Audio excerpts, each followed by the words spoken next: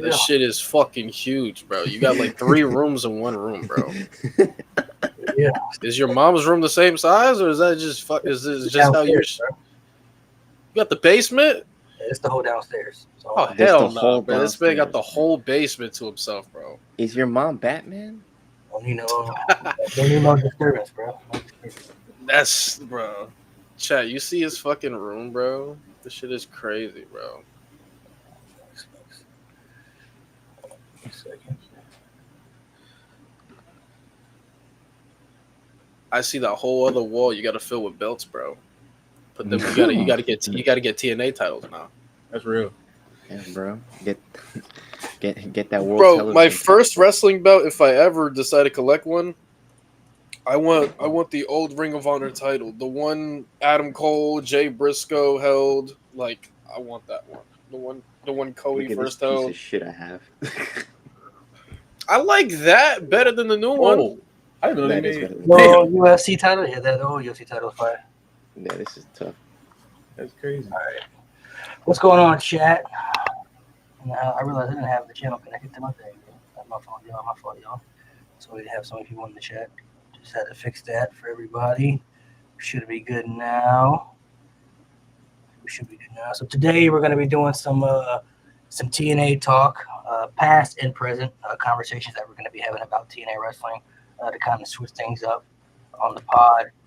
Shout out to G, Nate, Jade, and Mo. Well, not Mo because we don't like him. So everybody but Mo. Okay, we don't like Mo. Everybody but Mo. Shout out to them for not being here today. You know what I'm saying? They got things Shout going out to on. Mo. We got some guests on here who I'll let introduce themselves, plug in their socials. 2 guys who've been on the channel before, but make sure you guys show them some love. Check out their platforms with Loft, and then we'll let Sebastian go after. All right, what's up with y'all? Life Not Famous, you know what I'm saying? I love TNA talk. TNA was my first love before WWE, you know, so hopefully it's a great conversation. Some great content creators here, and yeah, man, we out here. All right, man. What's up? This is my 3rd time on here now. 2 in a row, actually. My name is James Weezer, or James. Friend of the show, I guess. I got my own channel. I need to upload a TMNT review. I'm on TikTok. I review wrestling stuff and movie stuff. So if you like wrestling movies and sometimes hip hop, come to my channel and my TikTok. And yeah, I got Instagram, James_Weezer24. So yeah. All right. Before we start, Mm. started this new thing last week that we're going to dive into. This is just TNA related, so everybody knows. This is called One Word Wrestler. So I'm going to name some people who have wrestled in TNA. You're just going to name one word to describe what you think they meant to TNA. So I'll throw out a name. And you don't have to name one word. If there's some type of word you want to use to put into it, like, super impactful or whatever the case may be, you can plug that in there. But these are all just people who have been in TNA. I'm going to name some names, and you just tell me what that person meant. You can say overrated, underrated, too. If you felt like that person didn't really add, contribute, you ain't got to hold back. So be as honest as you want to be. Yeah. So we'll go in order. We'll start with Loft and James and Lewis. So we'll go in order. First person I want to name is Kurt Angle. Peak. In terms of TNA, GOAT, probably. Yeah, everybody say people not gonna like what I have to say, but he's the GOAT. All right, let's go to the next one. What about the phenomenal AJ Styles? Go. The franchise. Cornerstone. Cowboy James Storm. Pick my mic up for this one. Go ahead. Underrated.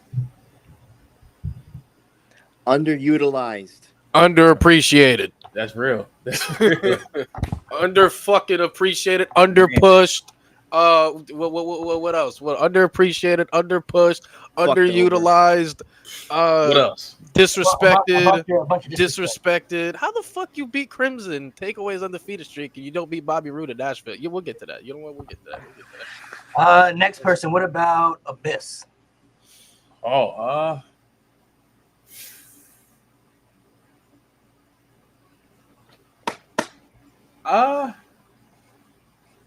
Hardcore.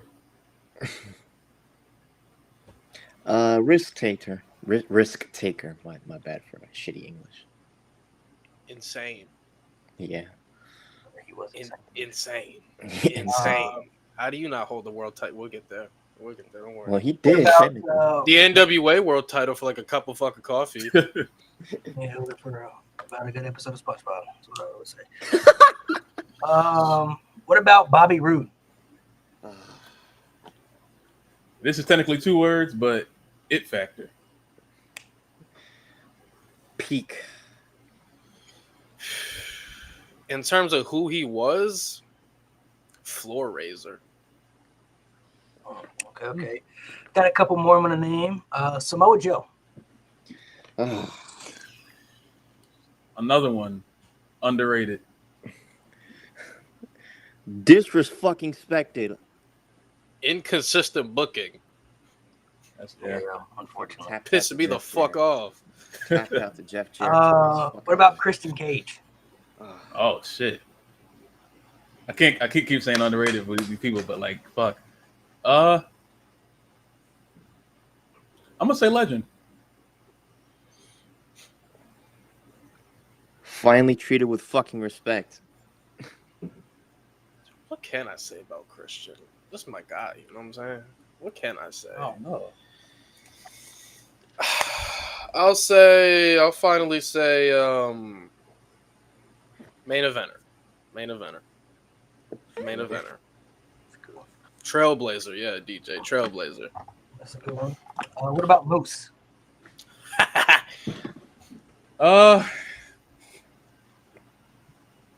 Overrated.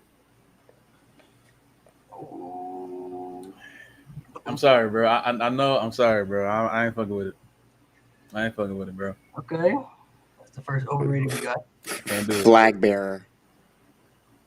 I can't do it, bro. I'm sorry, bro. We come on now.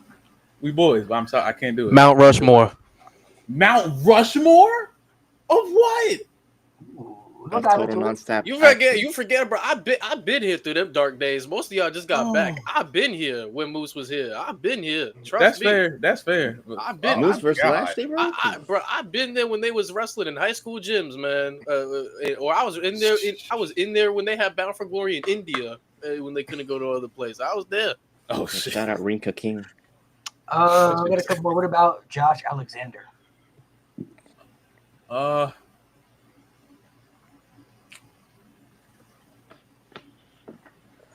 I'll say Cornerstone.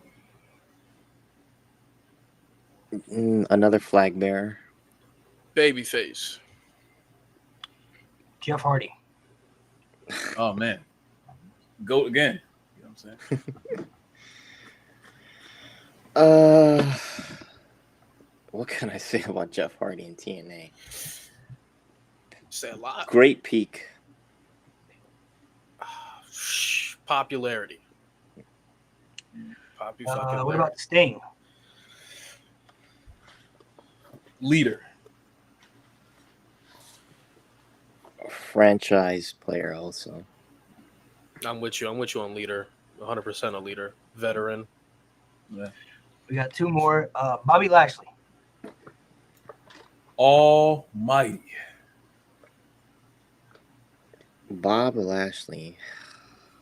Yet another peak, man. Beat down Clan. Oh yeah. Dominance. The last one I figured would be the most interesting. Good old Double J, Jeff Jarrett. What can we say about Jeff? Oh Yeah. God. His highs were incredibly high. His lows were Vince McMahon low. The Double J Double MA challenge. Man. That shit was funny. I'm gonna say King of the Mountain still one of the worst match types I've ever seen, bro. Reverse. Why would I battle. want to hang the belt? Why can't I just take the belt? I have it right here. Yeah. I'm gonna take the high road and say founder. Okay.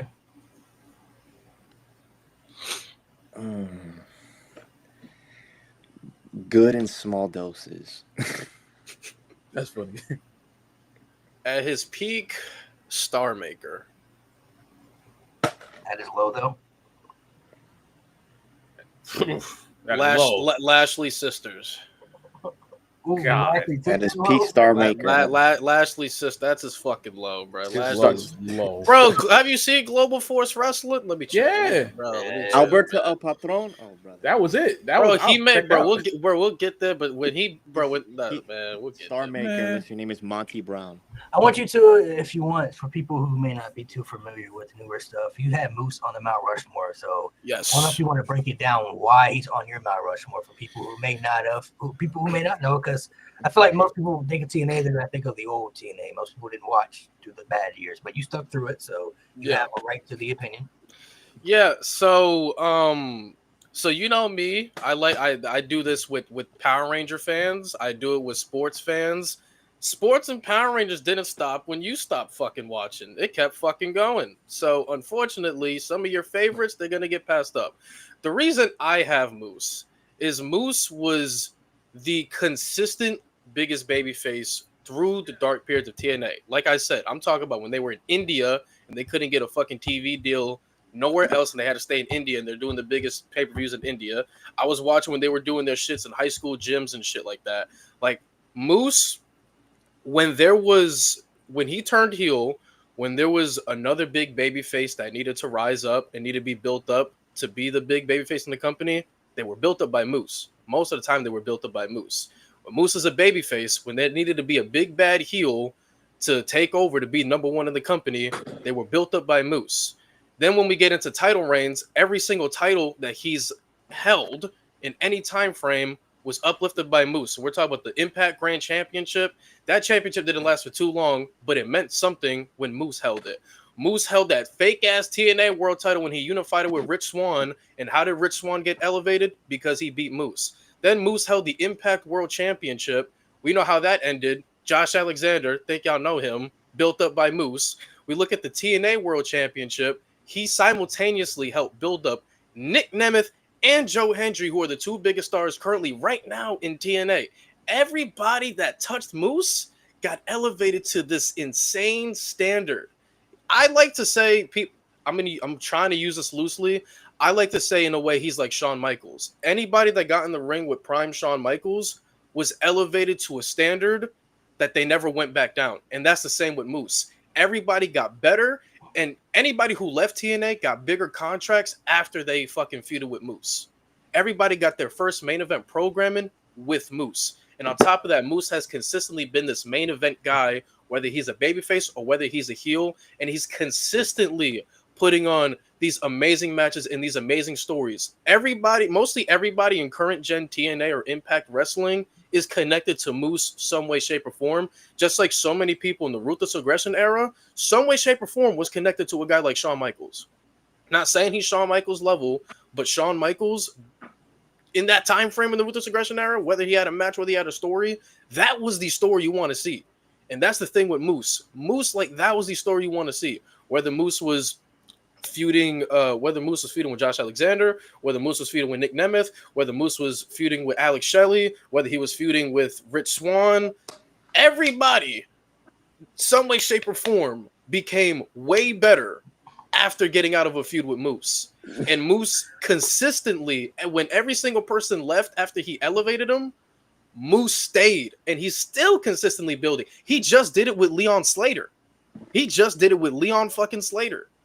Mm-hmm. Yeah, I was about to say Leon Slater is another example right now of somebody that 10 years of elevating people and making stars off his back. 10 years of people getting better and leaving the company, and 10 years of consistently doing the same thing. Just saying. You see, I know people will be questioning me. Moose is like Shawn Michaels. Yeah, I didn't listen. Biggest example, or one of the bigger examples I remember, because I would watch. I never really stopped watching. I would just watch in and out a lot. But like what I remember is like when Drew Galloway beat him for the Impact World Title. That was like getting him ready for the world title that Drew Galloway eventually won. So that's just one example, you know. So if Moose is on your Mount Rushmore, who was the other three spots? I mean, I've always said this. I think Kurt Angle is the greatest of all time. I think AJ's the face. I have Moose because Moose is the guy that stayed and really dug TNA and Impact at the time period, and I have Gail Kim because she's a TNA knockout. And from our time frame, she was like her and Awesome Kong had like the very, very first feud that people really did care about in TNA when it came to the knockouts. Yeah. And that's still a feud we talk about. And yeah, I think she's the GOAT knockout. But over time, she could be taken up by like Jordan Grace. Deanna was really close of overtaking her, but okay. So, Laf, you said Moose was overrated, man. You want to elaborate on that, bro? Yeah, I mean, I think when I first was introduced to him, I understand the appeal. You know what I'm saying? He looks like a star on camera. The theme song is great. Is great. You know what I'm saying?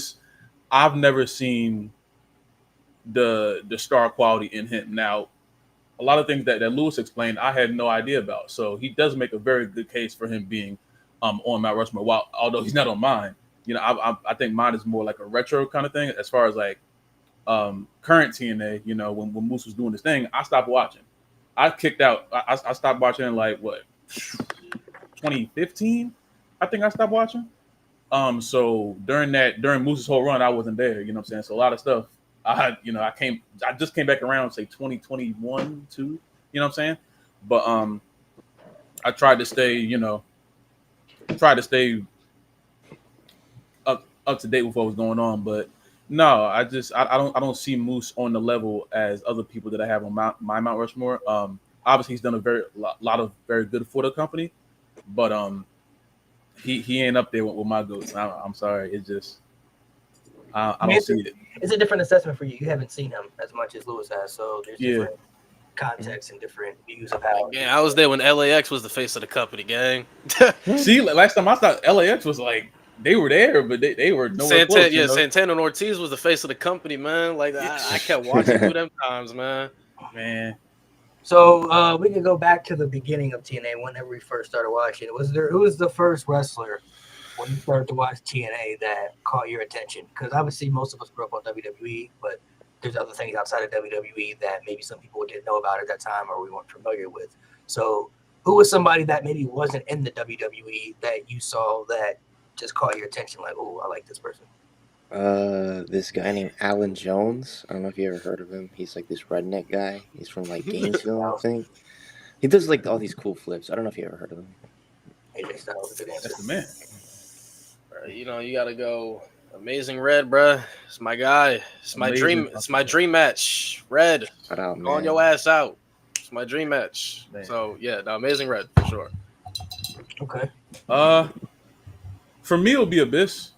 One of my first matches I watched was Abyss versus AJ Styles. I think it was like Lockdown 2005, and that shit was ridiculous. Abyss had a really cool gimmick with Stevie Richards.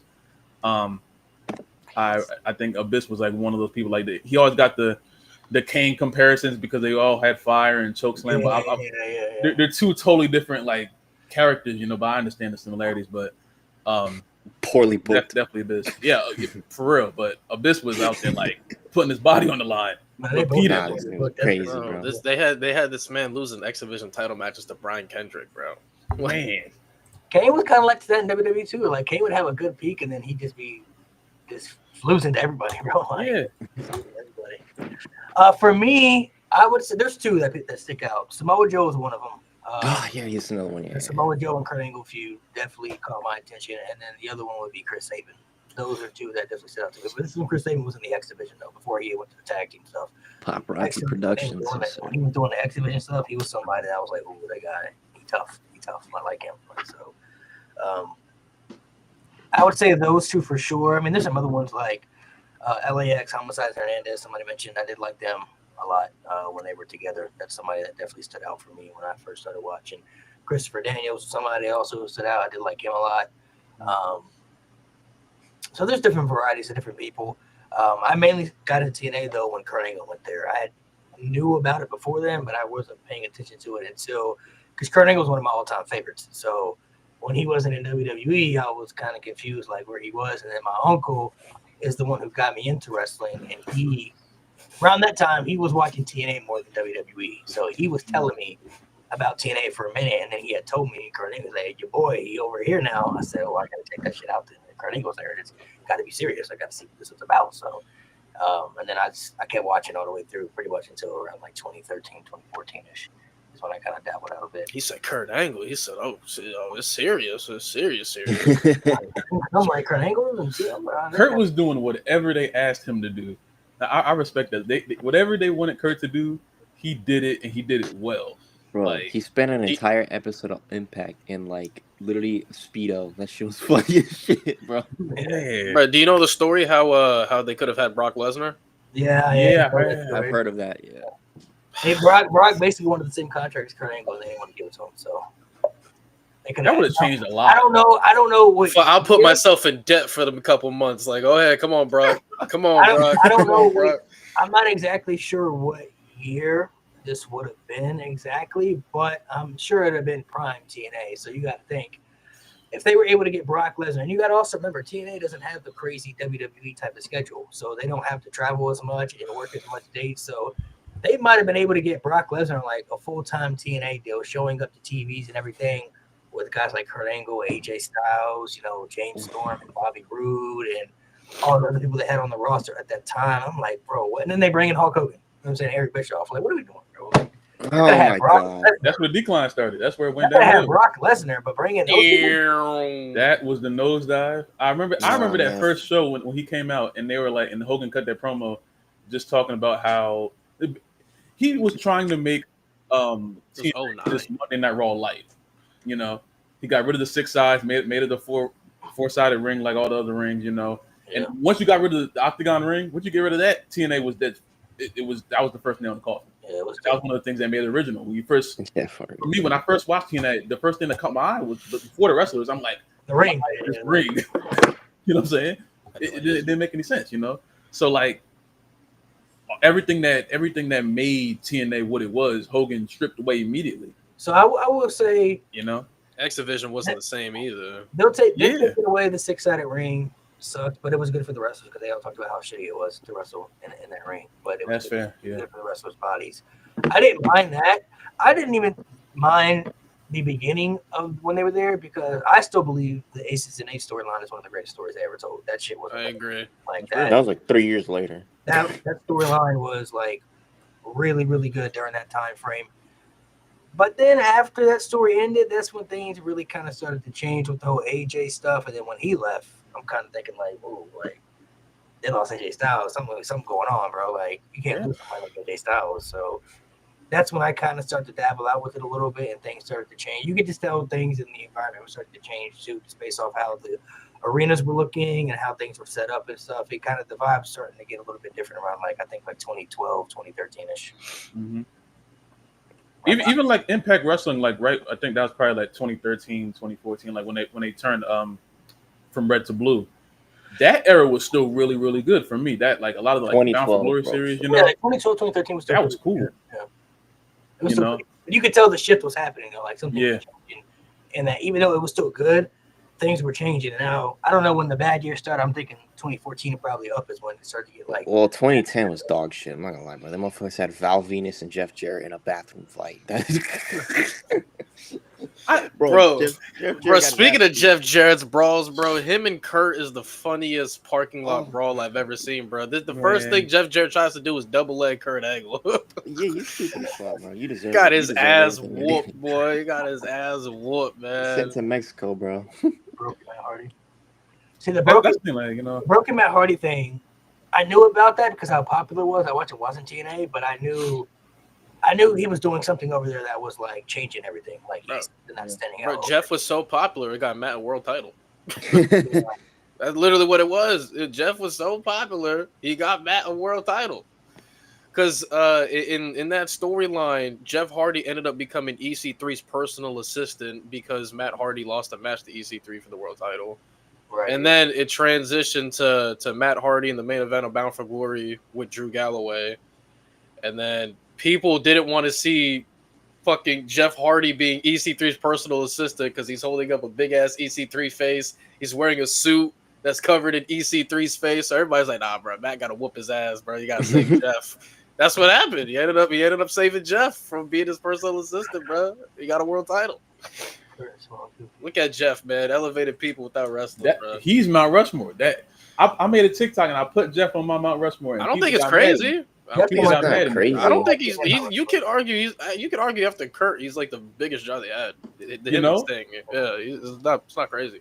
Jeff Like is on my TNA not Rushmore for the simple fact I think during 2010 to like 2013, he was one of the big reasons I think people were watching. He was him. the face. People don't want to hear it. He was over AJ. He was the face. He was the face in that time. Even through his He was the face. Yeah, AJ was Ric Flair's bitch. We're not moved. even through his bad times when he would screw up and stuff, he always managed to come back and gain the fans' support again, and they always trusted him to still be in a top position. So that's something WWE never did. Once Jeff kept screwing up, they were hesitant on like, oh, we don't know if we want to put him up there because he keeps showing the same type of consistent pattern. TNA had enough trust in Jeff Hardy, like, all right, he continues to do things, but he makes up for it. He'll do better, and then he'll make up for it. And the people still obviously like him, like they still support him. AJ was fucking on Claire. Like I'm not fucking. for him, but- That's why I partially Rest have in always peace. Rest in blamed. peace. Oh yeah, she passed away a few months ago. She did. Yeah, she passed away a few months ago. Yeah. She was crazy. Oh, rest in peace. I'm sorry. But that was something like I partially always blamed WWE for because like you send him to a different company, he goes to TNA, and like even though he's still going through the same shit he was going through, especially with that, everyone knows the Victory Road situation. Yeah. Time and time again he would win tournaments. Time and time again they'll put him back winning world championships and tag team championships. If they just let him go, he would have been an even bigger star in WWE, and then the whole TNA stuff probably wouldn't have even happened. A lot of people don't remember TNA was the beginning. A lot of people think he started off in WWE. He started off in TNA, and then you had, very very early he started going back and forth. But Jeff was consistent in just every time TNA asked him to just do this, he always did it. Even when he fucked up, even when he made his mistakes, they always gave him the ball back, and he always scored again. So it's like I really wish that things were different, but at the same time I don't. Because a lot of the greatest moments in my wrestling history, like the Jeff Hardy heel turn before John Cena's heel turn that we just saw, that was the my Jeff Hardy heel turn to Bound for Glory. Oh man, That was crazy. now the Immortal storyline wasn't very good after that. It got kind of weird after that. I don't think it was. The whole still- company he still joined Mr. him. Henderson was Why? yeah, why- no, I'll. It Yeah, didn't when get good after that, but His that feud- peak right there. His feud with Mr. Henderson was good though. They had a Yeah. great ladder match. They had, Yeah, it was they had a good. really good ladder match. They had a good ladder match. Whenever people say 2008 Jeff Hardy is the best Jeff Hardy, I tend to heavily disagree because I personally think from an overall quality and overall package standpoint, I think 2013 clears it. I'm not gonna lie. Yeah. When that story leading up, story leading up to the Bound for Glory series, the Bound for Glory series matches leading up to Bound for Glory, beating Austin Aries in the main event of Bound for Glory, his world title reign when he was beating Bobby Roode, when he got into the feud with Bully Ray, like 2013 overall package standpoint, 2013 is the best Jeff Hardy I've seen in my life. That's definitely his peak for sure. And he was having a lot of good quality matches in that time without stipulations attached to it, without ladder matches, without steel cage matches. Like a lot of people always call Jeff a spot monkey or a risk taker, but I don't think a lot of people have seen his quality in TNA. Like he can actually wrestle, he can actually put on good matches No. without a stipulation attached to it.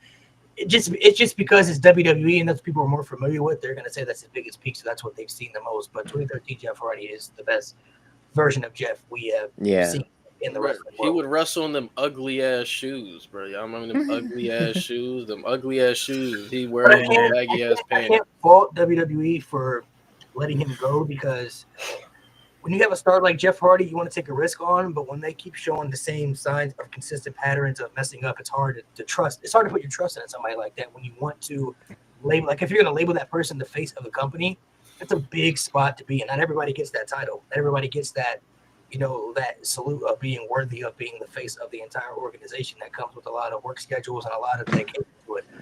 Not everybody can match John Cena on that level when it comes to the work schedule, the dedication, like everything that comes with it. So when Jeff has a pattern of like being somebody who you want to put there, but they keep showing the same signs of making mistakes, it's kind of hard to trust somebody like that when you're, when you have a business. I mean, you have a company that you have to rely on. Like you have to make sure you put the right people in those positions. That's one of the reasons somebody like the Ultimate Warrior failed. Like he beat Hulk Hogan, but then they realized quickly afterwards this isn't going to work. So they retract back to Hulk Hogan again. You know what I mean? So you have to make sure you put the right people in that position.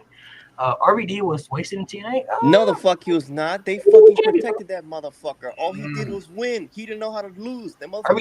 RVD has a lot of wins, bro. TNA, a lot of wins. He's the one. We saw the thing. He's Bro, the most winning TNA RVD No is job, so bro. protected. He beat AJ for the world title on television. Who would you say? Who would you say are the top 3 superstars that transform from WWE over to TNA?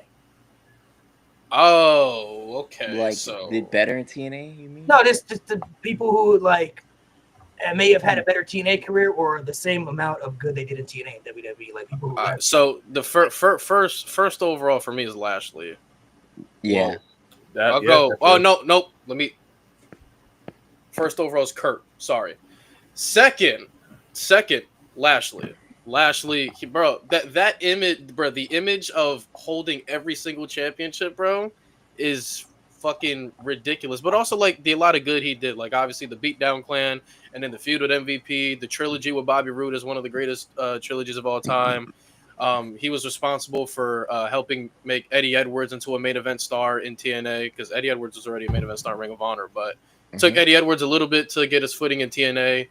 That's one of the most shocking title wins I've ever seen. So Lashley has a lot of fucking great. So I'll go Lashley 2. Number 3, who do I want to say for number 3? Let's go. Let's show Mickey James some love. Mickey James some love. Yes, sir. Hardcore. The show Country. Hardcore Country, man. Mickey James. When I first realized I was a man. You think Lashley had a better TNA career than WWE overall? Yes. Yeah. People not gonna like that, but yeah. No, I mean, Yeah. you got. But the Almighty Peak was great though. Let me chill though. Almighty Peak was You got to great. think in Ruthless Aggression era, he was only there for 2 years, so we don't really know if he had stayed, what would have happened throughout the time. But the Lashley sisters though, man. TNA never had a Lashley Yeah, sisters, sisters, man. man. That is very true. He never had a Lana either. Never had a Lana.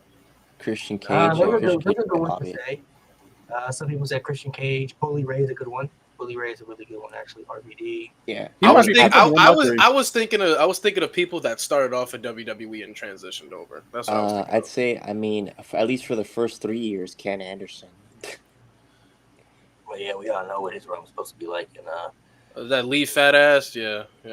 Lee, I'm get not good worried at about Mario Lee Kart fat before ass. donating shit. I would say Bully Ray for sure too. I would definitely say Kurt Angle is number 1. Kurt Angle is, I think, the only guy to transform from WWE to TNA to have the most balanced career in both. He was very successful at WWE, super successful in TNA, so he has to be on there. Yeah.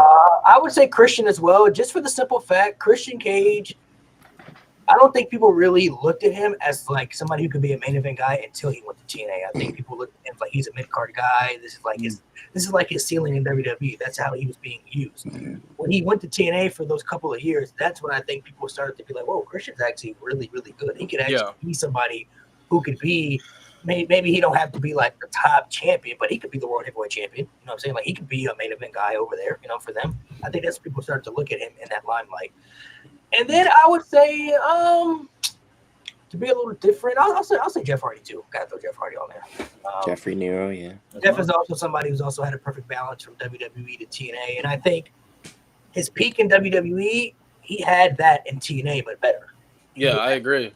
He was actually the face of TNA. He was putting on better matches in TNA. Damn, a lot of people question you about Hardy on the Mount Rushmore. Man, go in my I should show you some of the comments I got. They were, and it's like, I feel like a lot of people, you know, because like that's my three. It's like Kurt, you know, Jeff, and then I guess you could throw Bobby in there. You know, it's that third one is interchangeable. But like people tried to argue that Jeff point. 'Cause I feel like a lot of people just see 2008 and they either didn't watch TNA or they have no idea what happened. Like they don't know, like, oh, maybe the heel turn, but they have no idea what he was doing match to match, story to story. They don't know. So I'm gonna be honest. Don't know, They must they just say whatever. They must have not been watching 2008. You're losing on pay-per-view to MVP, brother, in 10-minute matches. Oh my god! Losing Most to of the time, MVP. when people don't know things, they'll just disagree. They won't even like think to ask. They'll just say, Hardy, "Oh, nah." Jeff Hardy's biggest win in 2008 was the end of the year, literally. Like Literally, bro. Like, Bro, you people in the can't- chat when I said Moose, they were bringing up Samoa Joe. Like he's not even better than Samoa Joe. I'm like, y'all not gonna like what I have to. Y'all not gonna All like of what I have to say. Samoa then. Joe with the tattoo on his face, Samoa they Joe. use a damn job. Why is Moose over Samoa Joe in TNA? I just think when I look at Samoa Joe, I feel like his peak. People like to paint that's what his overall career was. When Samoa Joe, when he showed up, he was undefeated for a year, showed up in that Bound for Glory, whooped some ass, was TNA World Champion. That was peak. Then he was inconsistent for over a decade. He was inconsistent for 12, 13 more years.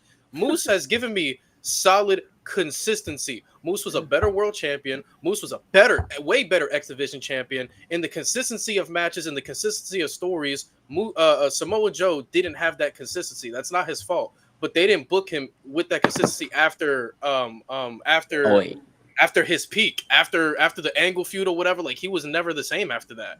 I feel like people look at somebody's peak and think they were like that their entire career. They weren't.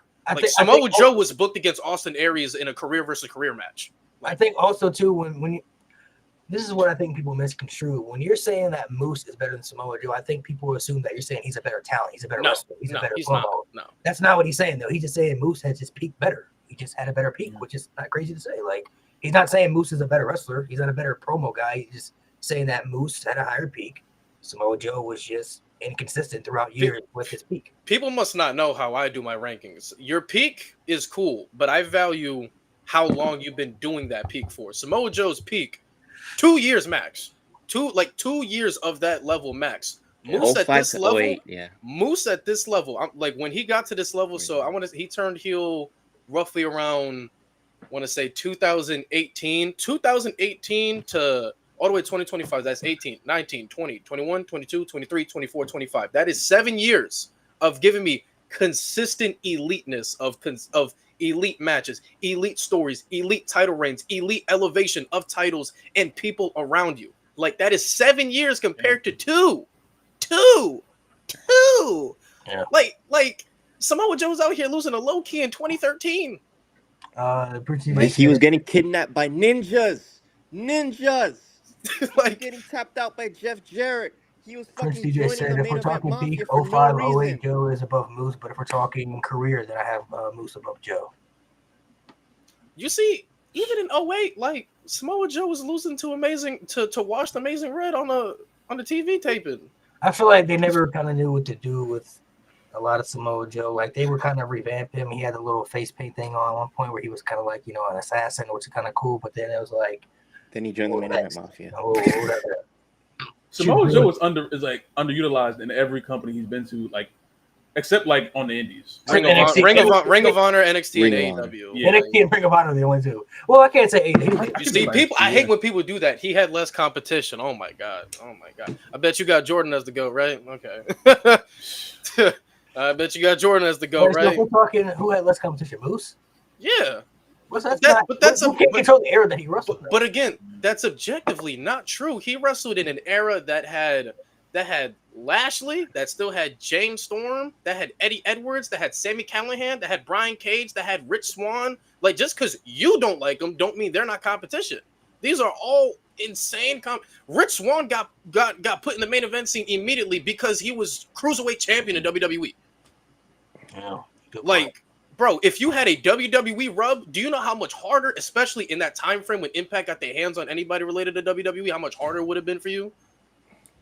Real shit. Nah, think about it. There's a lot of people who, like, they got grandfathered in, They looked good from their resume over there, and then they're like, all right, let's put the belt on them. It's kind of what AEW started to do. I don't like the eras argument of the competition, bro. Nobody can control what eras they're in, when they're born, when they play basketball, football, whenever they wrestle. Like, nobody can control that. You just end the era you're in based off when you were born. So that's not in anybody's control. Like, nobody can control. If people started getting into WWE, like, the Usos came in 2010, right? They couldn't control the tag team division. Was so ass at that time. Like, that's just the time frame they came. They couldn't help that they were dog walking the New Age Outlaws.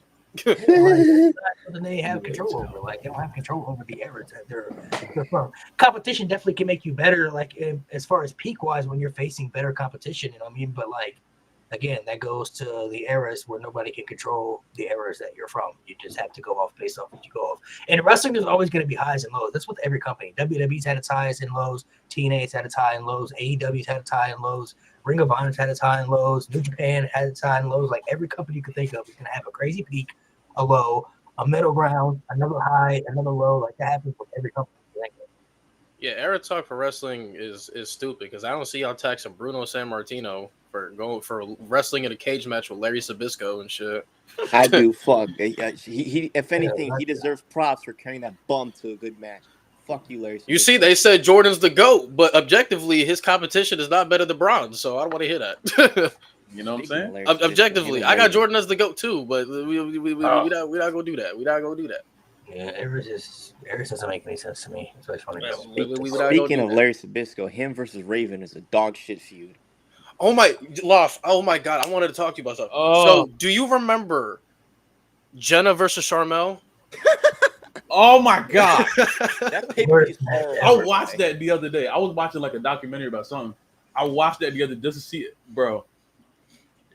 If y'all never seen that match before, just don't watch it. No, you guys. I think everybody should. You gotta see it. I think everybody should. It's so bad, you gotta see it. Is that one of the top 3 worst matches you've ever seen? That's top 1. That's the worst paper. Is it that's the one of the worst? Worst That's the worst ever. All right, so in terms of worst, like, what do you mean? Because there's some matches that I just hate. Okay, like Braun Strowman and Roman Reigns inside Hell in a Cell. I hate with my life, bro. Like, okay, as far as worst match, I'm talking about worst match either based off of booking or like there's no good quality in this match. It is probably top 3 because like she won with a lap dance to the face, bro. If someone could give me 2 matches better than that, you got it. But I've never seen a match worse. No, I'd rather watch Cole and Lawler. I'd rather watch Cole and Lawler. Cole and Lawler was better. Cole and Lawler was absolutely better. I watched. No, I can't say that. Cole and Lawler was like 30 minutes. I can't give you that. Yeah, Cole and Lawler was 30-minute match, bro. But you had Stone Cold there, so look at him. You know what I'm saying? I would say the top 3 worst matches I've ever seen. Number one for me. I don't care what anybody says. It will forever be the Fiend. Seth Rollins. I would never have anything good to say about that match. It's a bad ending. It's a fuck. It would never make sense. You can't. There's nothing. I hate the red lights. I can't see shit. You got the red light. The red lights with the red cage, bro. The match quality wasn't even great, and then the ending. I don't understand the ending. It doesn't make any sense. It'll never. Your red cage era, bro. Hey, I told you though. I know it's a T-Day. I told you though. I can understand the ref thinking we're going too far with a pile of metal and a sledgehammer slamming down on somebody's face. I understand that. I never understand how we ending a match because Brock Lesnar F5s both Roman Reigns and Braun Strowman. They said, nah, they can't continue. What the fuck? I just called Miss me with that bullshit, man. The thing is, okay, so both were bad actually. Both are trash. But with the sledgehammer and what Seth Rollins did with the sledgehammer, he's allowed to do that. It's Hell in a Cell. Yeah, I'm with you. Did you not see Mick Foley die in a Hell in a Cell one time? He went through the ring. He got thrown off the cell and then chokeslammed through the cell and literally wrestled 10, 15 more minutes with him. He had a tooth through his nose. I did that, bro. My entire childhood, I thought it was a booger. Not even, and what makes it even crazier, he came back out later that night for the main event. He had to come back out for the main event after he almost died in a match. It's the love of the game. Mick Foley, man. We have to stop Fiend and Seth Rollins because the Fiend Mick Foley and got hit with his sledgehammer. And then he, at the end, remember when he revived himself and then they had the fake blood and so, oh my God, it was just so. Bro, this shit is trash. But the Sharmell match definitely is up there for sure. She won with a lap dance, bro. It's the way she was doing it too. She put her hands like this, and then she was wiggling them hips like this. That finish is worse than I would say that's definitely TNA's worst match. Bro, take it with a grain of salt. That entire pay-per-view sucks. Bro. Yeah, No Surrender was pretty. The main event is Kurt Angle, Mick Foley in a straight-up wrestling match. Bro, if you look on Wikipedia and the quotes, bro, like take it with a grain of salt. We don't give a fuck about Dave Meltzer, but bro, like that motherfucker says that's the worst match I've ever seen in my life. It's the worst match. There's no story. There's no like reasoning for it. They're just in there. Bro, that was a pay-per-view match, bro. It was a pay-per-view match, man. Not a single good match. So what I wanted to ask is, what's a TNA match that people wouldn't think that happened but did happen? For me, I always say I feel like there's a lot of people that didn't know AJ Styles and Tommy Dreamer had a feud, and they had an I Quit match that was really fucking good. With the fork? Yeah, with the fork, yeah. Like people like AJ and Tommy Dreamer, that match, that I Quit match, that was some shit. Like AJ was gouging that shit in there, man. That was fucking crazy. That's a good one. I like that. Mick Foley versus Abyss. Shit. The Mankind knockoff versus original Mankind. Shit was crap. Foley was still doing crazy shit, man. If I told someone that, bro, if I told someone that Amazing Red fought like a Goldberg version of himself, I don't think people would understand. Like, what like talk about Crimson? Yeah, top 5 theme song, by the way. Top 5 theme song. That's real. Crimson, man. They tried to make a Goldberg, Any but just Robbie looks match. just like Amazing Red. I mean, like I think Crimson was cool when he first came out. I was like, oh, this guy's crazy, you know. And then I think it was a Samoa Joe feud. I think that's where they lost me. Towards I think. ACL. I'm Towards not gonna lie to you, I ACL. was never into Crimson like that though. Really? I was a finisher was big fire. Crimson His fan. finisher was crazy. You know how I His finisher was he nuts. really used. There were two people that I honestly really liked in TNA that didn't get utilized well. Desmond Wolf, who's Nigel McGuinness. I did like Desmond Wolf a lot, and Matt Morgan, bro. I swear I Bro, thought Matt Morgan you was talk about great. somebody The with no blueprint. legs. You talk about somebody with no legs, bro. Is Matt Morgan. No bro. I remember the That Batista Carmen zero Fuller, comparisons. that Carmen They tried to compare him to Batista when he first came out. I never forgot about that. I never forgot about that. They crazy on that. They crazy on that. They tried it. They tweak it. They tweak it. Bro, They every really time tried Matt it. Morgan was going to get that push, bro, he would always like Bro, tear a I was quad, never- tear an ACL. I'm like, I'll bro, never man, say that, it gets bro. to a point, bro. We got to stop. Oh Carmen my Fuller god. better than the Broken. He was Carmen tag team Fulton champion was- with Crimson, I think. Wasn't For a it little bit. Crimson and then Hernandez beat his ass? Like, Yeah. I'm going to try to push Hernandez, and I was with it. Hernandez was that dude. I'm they tried to surprised push he him had a big little super mechs never being champ. That's like still bit. He was crazy. close a few times. Who's somebody in TNA that you didn't like? Somebody you didn't care. Oh fuck me. Orlando Jordan. Yeah. Fuck you, Orlando Yo, Jordan. respect Orlando Jordan. Respect Hell Orlando no, Jordan. he Orlando rubbed lotion on Jordan. himself. Fuck out of here. Orlando I mean, Jordan. Oh, Rob Terry. He was also. crazy. Fuck Rob that I Terry. didn't care for. I would say Oh. for me, somebody that I probably never really cared for. I'm not gonna lie to you, bro. It might be Crimson. I'm not gonna Bro, lie. you tripping, Oh my man. God. Come Like, on, you dog. Crimson tape, I bro. was like, he cool. He there. You know, he's there. Rob Terry, bro. Who Trash. didn't? Big Robbie T? Big Big Robbie Rob T was Terry was crazy. horrible. Now, Robbie E though. No, Robbie E was Robbie like E was that. Robbie E also was like fire. that. Robbie E, oh my god. Rockstar. I hate Rockstar Spud. I hate Hey, Every- relax. every man. iteration of him. I hate Relax. that guy. Bro, his I hate feud him. with EC3 is fucking amazing, man. He's on my 5 wrestlers that I just hate forever. He's on that. He's Oh on my that God, 5. bro, DJ relax. Zima I Who hate did that it? guy. Oh, DJ, somebody said- DJ, you somebody didn't said care about Kaz? Kaz? Yeah, you tripping Oh, now. what? Sanjay Kaz? Dutt? No, you're a bot. Kaz is a Sanjay cornerstone. Dutt? You didn't care about Sanjay You Dutt? care about That's Sanjay right. Dutt? Sanjay Is Dutt. that okay? But Kaz was tough. Yo, Sanjay I- Dutt and Kaz still Jay going now, Lethal, too. bro. Greatest feud of all time over Soul Calval. All right, this Shout out what to I- Cal This is what I'll say, bro. Like comparing both of them, bro. I was not a big Shelly guy. I was always Saban, bro. Shelly was tough. I was always a Saban guy, bro. No, I'm always saying God. Like Saban. I was always a Saban guy. Saban's my guy, bro. Like Who was the one with the camera and Paparazzi Productions? Was it Shelly or Saban? That came out to I the don't ring know. with the camera. It was one of them. was it Shelly? It might have been Shelly. I think that's the one I like. I like because he came with the camera. I remember that shit. I'm gonna give Chris. Oh no, Sabin that the was World Saban. Title That was feud. Saban. That That was was Saban. Saban? That was Okay. Saban. Yeah, that was Saban. Oh, Chris shit. Saban. I love Chris, bro. I love Chris Saban, bro. I love Chris Saban. Hey man, shout out to those early NWA TNA guys, man. Shout out Sonny Siaki. Shout out Michael Shane. Shout out Mr. Cab Driver Slam. Bro, himself, you didn't David like Young. Kaz, bro. Kaz was tough. See, even How do you Moses not know like that. Kaz, You know what I'm bro? saying? What the Rockstar fuck? Spud, Bro, man. not liking Kaz is crazy. I do want to say real quick. I did want to. I meant to ask Malik, but I want to give somebody their flowers. They just retired. Sammy Callahan, my man, just retired.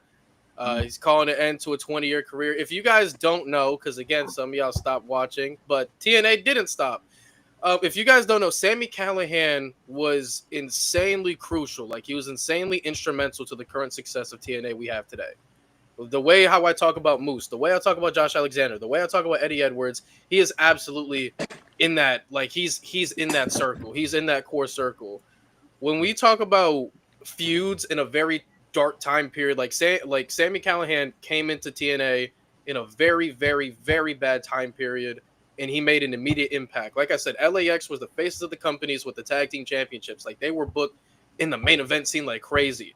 Sammy Callahan comes in with Dave Christ and Jake Chris, OVE, Ohio versus everything. That kicked off one of the greatest tag team feuds I've ever seen in Impact history. That doesn't get the fucking shot and adrenaline in there without Sammy Callahan. Then when we look at Eddie Edwards leveled up even further in TNA because of the feud with Sammy Callahan. That accidental baseball bat spot, they turned that into an angle, and it turned into a crazy-ass blood feud. Then we look at Sammy Callahan elevating himself to become an Impact World Champion. He beat Brian Cage in a steel cage. He beat Brian Cage in a steel Remember cage. that. We often talk about Tessa Blanchard being the first ever TNA women's world champion of all time. She's the first ever woman to hold the title. She doesn't get there without Sami Callihan, because before she even beat Sami Callihan for that title, she already had a feud prior with Sami Callihan because she wanted to prove that she can hang with the dudes, and Sami Callihan was the standard. And without that feud, without that prior feud, Tessa doesn't get that world title without Sami Callihan.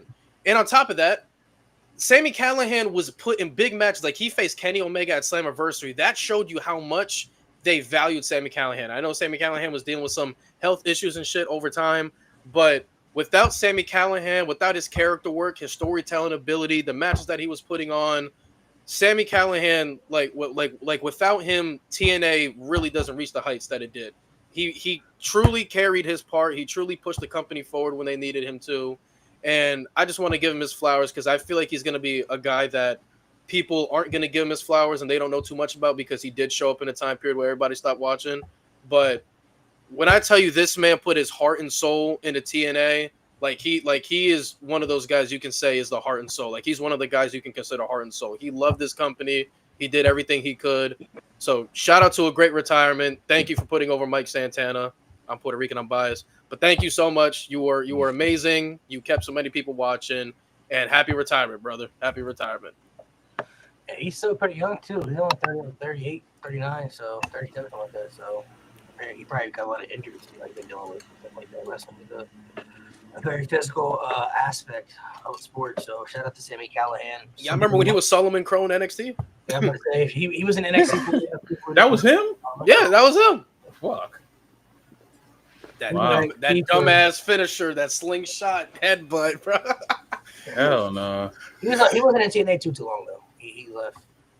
He was in NXT too long. Yeah. He got smoked by Kevin Owens and then he left. Yeah. Let's dive into the. We gotta show some love to the TNA knockout. So Yeah. before WWE had the Divas era and everything, I think a lot of people who may not have saw TNA during this time of some of what the women were doing, like Awesome Kong, like Mickie James, like Gail Kim, the Beautiful People, Daphne, some of these people who were taking really big bumps, with some of the guys, or having feuds, that were just as big as the men's feuds, or feuds that were actually interesting. Victoria, when she went over there, like, I think the Gail Kim and Awesome Kong matches, like the matches they were having around that time in the mid 2000s, that really kind of was like showing a little bit of a spark of the women's revolution that went over to WWE later in the years. But that right there, showed signs that, like, if you use the women in a certain way, they don't have to be sex appeal. They don't have to be the bra and panty matches, the lingerie pillow fights. Like, they don't have to be of this aspect of what they need to be for a targeted audience. They can put on some banger matches, some even better than the men. They could have some good stories, some even better than the men if they were used that way. So the TNA Knockouts division, I feel like, was kind of really a big spark to the catalyst of what the women's revolution started to be. Yeah. Once the NXT Black and Gold era happened. I think the matches that we see currently with women today, like Hell in a Cell matches, street fights, or whatever. I remember Tara and Daphne in like 2009-ish having a first blood match where Tara smacked Daphne over the head with a toolbox. Like they was really, the knockouts were heavily transcendent into what women's wrestling is, and it's a shame that most people don't know that. But they were out, like Daphne was out here taking bumps and monster ball matches through barbed wire tables, like in like 2005, 2006. Well, she had to retire. Yeah, concussions. 2009, yeah. Like so many women need their flowers. I don't know if you guys saw her Dark Side of the Ring episode, bro. It's super sad, man. I haven't. Yeah, very depressing. Super sad. How bad was it? It's super sad, bro. Like, she dealt with a lot of depression, bipolar disorder, and then of course wrestling, having the concussion on top of that led to her, suicide and everything like years later. But mentally though, like, she just mentally just was not in a good space, bro. Did you see her live? The night Never she saw went it. live before? Never saw it, Bro. Never saw it. Like, she had every woman's wrestler in there trying to reach out to her or whatever, and she just wasn't picking up. Yeah, never saw it. I don't want to watch that. I never saw it. I know the story of it, but the Dark Side of the Ring episode, it's a good episode. Goes back to her time in WCW, her character portrayal. I think also like the characters like Daphne, Victoria, Mickie James. those were characters to me that stood out because they obviously were in a different time frame of women's wrestling, but they were able to stand out where they didn't feel like divas or TNA knockouts. They felt like they were actually a piece of the product that you could watch and sink your teeth into and felt important. Like it didn't feel like it was a sex appeal thing. It didn't feel like, a Trish and Lita, who were great during their time. Don't get me wrong. They obviously elevated stuff and they were revolutionary and they were important to the eras they were from. But playing that psychotic type character, it kind of made them stand out with their character, even if they didn't have time to do the type of matches that some of the guys were having. Their characters were always intriguing enough to where, like, you wanted to see them. I wanted to see what they were going to do. I wanted to see what this person was going to do. Yeah. Daphne was one of those characters where she kind of really played that psycho character very well, where she kind of made herself stand out on the roster to be able to be a part of something like the Mick Foley and Abyss match. Mick Foley talked about in the Dark Side of the Ring episode how he wanted her to be a part of something like that because she was somebody that stood out. Like, she stands out. She makes sense to be a part of the story. We could use her for something like that. So it's unfortunate that the whole accident happened with her head injury and everything. But, wrestling is wrestling. Things happen. But the beautiful people in Awesome Kong, like Gail Kim, shout out to them. Shout out Angelina Love, yeah. Tara, Mickey James as well over the years, things they Velvet did Sky. Wrestling. And then, of course, people later like Jordan Grace, who came along later, and Deonna Purrazzo, who came along in the later years and Tasha Steelz, helped rebrand that stuff. Masha Slamma bitch. Masha Slamma bitch is another one. Masha Slamma bitch. Yeah, y'all remember that? Velvet Sky and Winter storyline over Angelina Love? That was a very good shit. When she was like when she was the Angelina Love mind control shit. Yeah, she mind controlled her. There was a time period where the knockouts were a lot better than the Divas were. Easily. It was easily. It was wild. It was that's a low bar, gang. That's Bro, Terrence I feel like a lot of people putting on classics. A lot of people like look at the Divas era and they're like, obviously we know how bad it was, like work rate wise, but I feel like the revisionist history of it. Yeah. They're like, the Divas, they'll just say they'll go back to Trish and Lita and they'll just keep it there. Oh no. Talk about the other stuff. Hold on. Let me show you something, bro. Hold on. I think somebody on Twitter, gang. Hold on. Let me see if I can find it. I wish I bookmarked it, bro. Somebody was like, oh, like, I can't believe WWE got rid of Eva Marie after she had a great match with her with Alexa Bliss. I was like, what match did y'all watch? That 3-minute bullshit. Hold on. Let me see. Let me see if I can. Had a good match in her whole life. Let me see. Let me try to find it, bro. She couldn't even have a good match in 2K. What are we doing? All right. So it started off like this. It says every WWE title Eva Marie has won a thread, and then they put in the comments with a video. Although she didn't win any championships in her WWE career, she did have an amazing match with one of the best, Alexa Bliss. And it's the SummerSlam match. Hell no, bro. They be using that word. When Eva had pink hair. Yeah. It was 3 minutes. That match was terrible, though. It was 3 fucking minutes. That's what they said, gang. That's what they said, bro. They said she had an amazing match with Alexa Bliss, bro. You can't even have a good match in 2K. Yeah, bro, that's the revisionist history we talking about. That shit was ass. I don't compare it to the Knockouts division. Bro, if not for, and I realized this around like 2.0 time for NXT, if not for the beautiful people, I don't think we have Toxic Attraction. I don't think we have what they are now, Fatal Influence. Yeah. That, to me, every time I see it, like Mandy, Gigi, and JC, all I saw was Velvet, Angelina, and Lacey, and Madison Rayne, Taylor Wilde. Ooh, Taylor Wilde. She was working at a damn Taylor motherfucking Wilde, man. They had a few in there that, like, even, and I didn't know much about, obviously Karma didn't work out in the WWE, which I wish it did. I really wish it did. Shout out to her. But, she would kill in today's era, bro. She would be a fucking monster, gang. And that's Awesome Kong was like that Awesome Kong and Gail Kim shit. That's one of those feuds that like you have to put up there. Every time top 10 like women's feuds, just off of wrestling alone. You know what I'm saying? And even Gail Kim was like, she was always someone who was really, really good in the Divas era, but she never got the opportunity because they always prioritized other people like, and other people we love. We love Kelly, Maurice and Mickey, all the people that were there at that time. But Gail Kim was like really showing how much better she was than all of them. And I feel like the Divas era was a lot more girly, while the Knockouts, they were in the trenches. Like, they was scrapping in that shit, boy. They were having mixed tag team matches. I think it was like Daphne and Abyss versus like somebody I watched it a few months Gang, ago. the Knockouts Dr. division was so Stevie. impactful. We had Eric Young be tag champs with ODB. The Knockouts. Yo, Knockouts shout out tag- ODB was crazy. Oh Yeah. my god. Yo, ODB didn't give a fuck, yo. Where's Shit ODB came- at? I ain't Coming see out ODB with in the I don't know how liquor, long. bruh. Man, Her dress would always be up every match. Always pulling that shit down. ODB was crazy, bro. Bro, shout out ODB, bro. Hey ODB man, was tough, bro. shout out ODB. legend Lacey Von Erich, bro. I will say though, the original love her. Knockouts title is beautiful. That white strap with that Yeah. design that's one of the most beautiful titles I've seen for a while. You know what I hate, bro? I hated this the same way I hated like the way certain like let me say a way to say this. Madison Rain had a gimmick where she had like a loaded glove every week.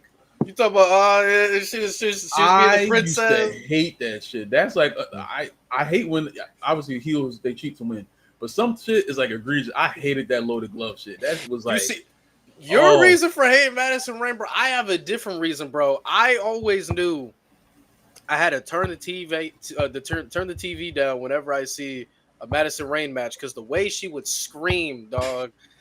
What like if you would have heard it outside the crib, you would probably call 911 on me. The way she would scream, you would probably call the cops on me. Like who's in here? Like not gang, it's just Madison Rain just getting Irish whipped. Like she would scream like crazy. she had to show the move. Like she had to went sell to the the movement. yeah. I said, bro, what the fuck going on? She went to the Mike Sharp School of Wrestling. Who's you guys' top Scream, 3 TNA so- knockouts all time? Velvet Sky. No, I'm playing. Yeah, cook. Lacey Von Erich. Oh shit. All right, so top 3, legit top 3. Obviously, I got Gail Kim, and not gonna lie, I think the other 2 got to be Jordan and Deanna for me. Jordan and Deanna. Now, if we talk about best looking, different, but that'd probably be my top 3 knockouts for sure. No, I don't want to discredit Mickey James and Yeah, who you gotta Tara get rid of one, either. though? Yeah, I got. Yeah, no, but like I said, that would be my top 3 Oh, though. Gail, Jordan, and Deanna for sure. I got Mickey Velvet and Jordan. It's lit.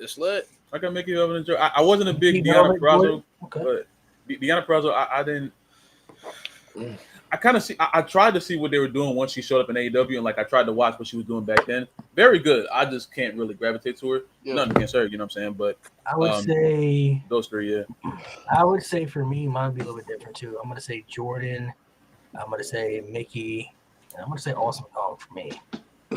She was somebody that stood out to me, bro. I put her on there because like when I saw her for the first time, I'm like, nah, she's different. She's Like, scary, gang. Yeah. That's who I think. That's who I think. Old girl and LFG remind me of. Like she reminds me of like a modern Awesome Kong because like Who, we Bailey? don't. Yeah. Like we don't see like. I don't want to be rude, Chad. I'm rude, but I don't want to be. But we don't usually see like women with like insane like Jay Cargill physique. I want to say that Jay Cargill physique that like really dominate like that. We usually don't see that, and like she Awesome really. Kong had an opposing threat. She Yeah, could fight. she looked like an opposing threat. Like she could She beat could some of these move. guys. Yeah, like she could beat some of these guys, yo. She could have had some matches with some of the guys back then, like like China was, and I would have believed like, Yeah. Mhm. Bro, if she went in there with Rey Mysterio, I believe she gonna whoop that ass.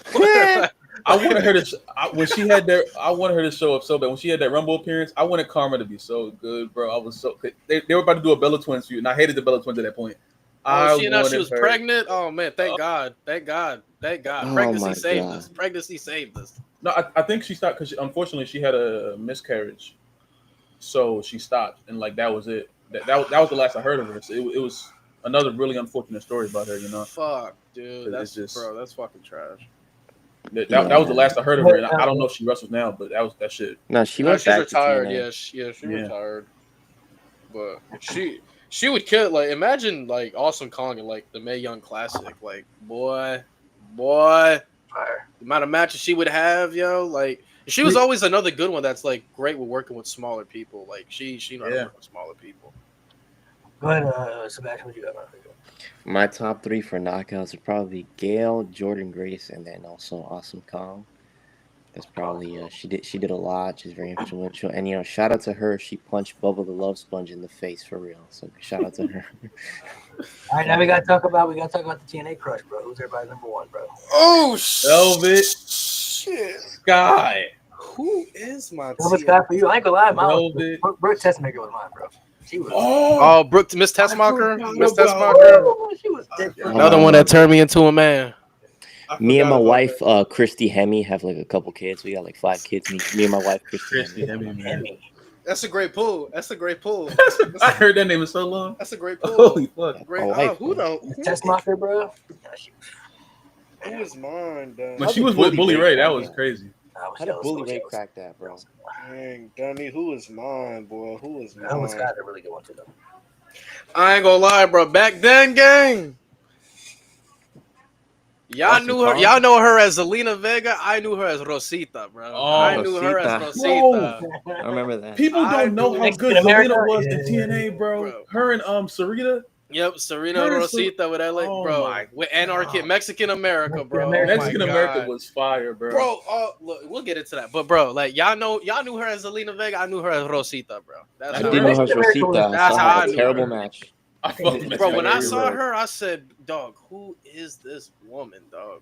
I couldn't get into them strictly because of LAX before. I feel like they're trying to make them another LAX, and my bro, this ain't working for me, bro. It's not the same, bro. Bro, They kinda were. Anarchia's voice pissed me off. Esse. Anarchy. That was my guy. I don't Anarchia know was why- funny as fuck though. Angelina Love, Taylor Wilde. Dog, they had a story with Ink, bro, that I feel like Ink should have Bro. fucking won. Cause they took out Ink, they took out Jesse Neal. That's why Ink was off of TV. And then they come back, they beat down Mexican America at a tattoo shop. That's where they came back. And then they beat down Mexican America at a tattoo shop. Then they gave Shannon Moore and Jesse Neal gave Anarchia a tattoo off screen. And we never ever got a payoff of what the tattoo was. They had a match at Bound for Glory, which I feel like they should have won, and that's where they should have unveiled the tattoo. They lost that match and they never recovered. But bro, I wanted to see the tattoo. I wanted it because they made it an angle that like it was so embarrassing. Like they made Anarchia wear these like big ass pants so it don't show. Mhm. And I'm like, bro, what did y'all tattoo on this man? And they never showed the tattoo. So who was everybody's first overall crush in wrestling? Like your first AJ Lee. time you laid eyes on somebody, he was like, yeah. I was AJ Lee. like, this woman named You're- Kelly you're Kelly. too? One at a time, so Lon, who'd you say? AJ Lee. Understandable. That was. Yours I hate is who? CM Punk. Me and my other wife, Kelly Kelly. We also had a kid recently. Kelly. Kelly was really good for her time too. I feel like a lot of people don't give her. And credit. look, I bro, think she was really the good. only main reason people from my era was watching ECW was because of that expose, bro. Actually, yeah, Kelly expose, yeah. Oh God. For me, it was these two girls named Nikki and Brie. I don't know if y'all ever heard of them. The Bella Twins. Bro, listen, when I saw that hip movement again, turned me into a man. My answer is still always my answer is always different. She Was it Joy not in- Giovanni? She was not in WWE for a long time. Ah, She was only in WWE for a couple of months. It didn't last long, but I never forget seeing her for the first time. Joy Giovanni, bro. She was, oh my gosh, bro. First time I ever felt love in my life. I was like, I think I'm in love with this girl because she was in that Christy thing. Hemme, I love you. It was the Diva Search. Listen, No Way Out 2005. Go watch the little twerk contest. Yeah, you don't thank me later. Y'all thank me I later. hate the Diva Search. yo, I hate actually, that no. shit. I remember. No, I Oh remember my my God. first wrestling. I remember my real first wrestling crush. It was, I think, it was like 2009 or 10ish mixed tag team match. Trish Stratus with black hair. When she came back to WWE, Wow. Yeah, bro. When she tagged with John Cena, she had black hair. Oh, yeah, WrestleMania 27. She had that brunette hair, bro. Bro, Yeah, when she had that That hair, Oh my God. oh my boy, and my first boy. Trish, I mean, Joy Giovanni was my Boy. first crush, but my first love was Lita for sure. First time I saw Lita. I mean, we know First time why. I saw Lita. I wanted Lita to be in TNA so bad. I feel like she fit more over there. I would Yeah, do it. for sure. She be the goat. She be the Should've been goat. great. In the Should've knockout been great division, today, man. bro. Should have been great. She would the goat. She would have been the goat. You could have did the whole Team Extreme thing. They were going back and forth. Like you could have did the whole thing over there too. You know? Lita was kind of like Daffy and those people. She was about taking bumps. Yeah. Bro. She would have taken those big bumps for sure. Who's some WWE guys that you think would have transcended very well in TNA? Me personally, like I feel like if we had Rated R Superstar Edge in peak TNA, that would have, He almost went. bro. Don't tell me that. Don't tell me that, man. He almost went when Christian went over there. Dog, bro, if we had Rated R Superstar Edge in TNA, oh my god, that would have I been. would say I'm not gonna lie, bro. Brock Lesnar and TNA would have been so crazy, bro. Like, Insane work. if he had went in 2009, who was at the roster? That was Lashley still there at the time. I think they might still had Lashley. Still had Kurt Joe, Angle. still had Styles, Beer Money. You still had Saban and Shelley. Love Still you, had Beer Money. Angle in there. Sting. Oh my gosh, dude. Somebody Let's said say yes. Jericho. I agree. Abyss still had Jericho would have been nice. Jericho would have been sick in TNA. Jericho would have definitely fit everywhere. Jericho Man, Prince definitely. DJ said Lance Storm. Ew. I still think they could have had a whole story where like AJ came over to WWE and then Cena went over to TNA. I think you had a crazy like crossover story with that. But Cena obviously would never leave. Yeah, But in a scenario where he's a WWE guy. Yeah, I don't know. fuck. I feel like Lita's another good one. Lita is one that would have been, I think, really good at TNA. I could see her. I could see her doing a lot of good things in the TNA Knockout division for sure. Let me think of somebody kind of in the modern era a little bit, like the last few years. Evan Bourne in the X division would be crazy. Oh, he Well, I mean, was. he already- He was. That's a good pick. He was. Yeah, He was. Seidel, He was. Him and Matt Seidel, yeah, he was. Matt Oh, Seidel. Now, Paul London and Brian Kendrick in the tag team division would have been great. yeah, hell yeah, I know hell that. yeah, hell yeah. Them versus LAX or like Motor City Machine Guns. Ooh, that shit would be crazy. Hell man, talk about yeah. missed opportunity, bro. The Pope. Oh, why did he not be AJ Styles? Oh yeah, I'm with you. He should have beaten AJ Styles at Man. lockdown. He should have beat mad people. Pope Bro, should have beat mad. Pope people. should have been world champion. Pope should have beaten AJ Styles. Oh. You go back that AJ Styles lockdown match, they were cheering for Pope like crazy. Mm-hmm. The Pope and Devon feud. That's my favorite. When Devon came in there, when he was trying to corrupt his kids, Oh, he corrupt Bro, his kids. Oh, Devon man. came in there and threw Pope against the wall. That's like top 5 fucking Bro, segment of all I'm like, time. when did I wish Devon they get did their more with promos? Devon. I wish they did more with Devon. They gave him Devon that- had it. They gave him the TV Global Championship, and then I'm he gonna just say had my it. answer for somebody, but I feel like at his peak, I think Zack Ryder in TNA at his peak would have been. He would have been. Oh yeah, hell yeah.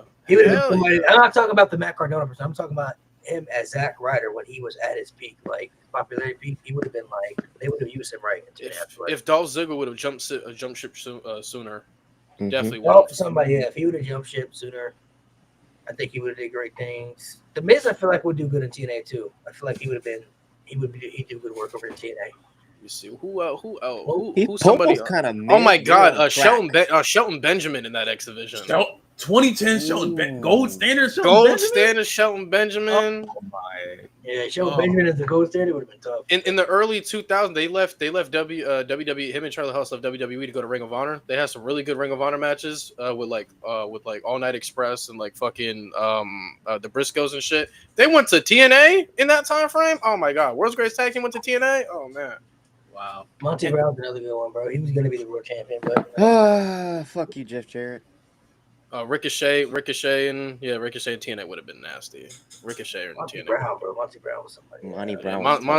Monty Brown pisses me off, man. He goes in that bucket of people that they just had. They're just super talented, and they're like, okay, we don't care. And Monty then- Brown was Yeah, right there, bro. Let's get into the nitty gritty since we're talking about not Monty Brown. Give me your top 5 guys that should have been TNA Impact World Champion. Matt Morgan. Oh For fuck sure. me! Yeah, I should have known that was your first. I should have known. No legs. Wait, you Morgan. never won it before? No. You challenged Matt for it. Morgan. Literally every single time he was gonna win it, he blows his legs out. What about the jump feud? I'm gonna Didn't win say. it.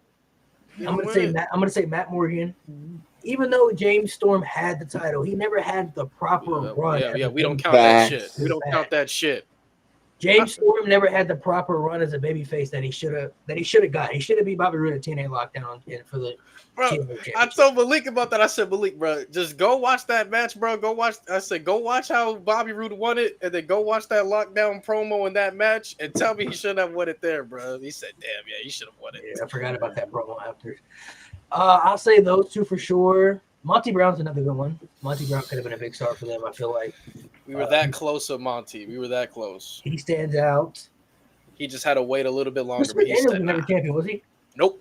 Christopher Daniels for sure. His only world title. His only world title was the Ring of Honor World Title when he beat Adam Cole. Christopher Daniels was one of the best Wow. wrestlers they had in the company for years and never.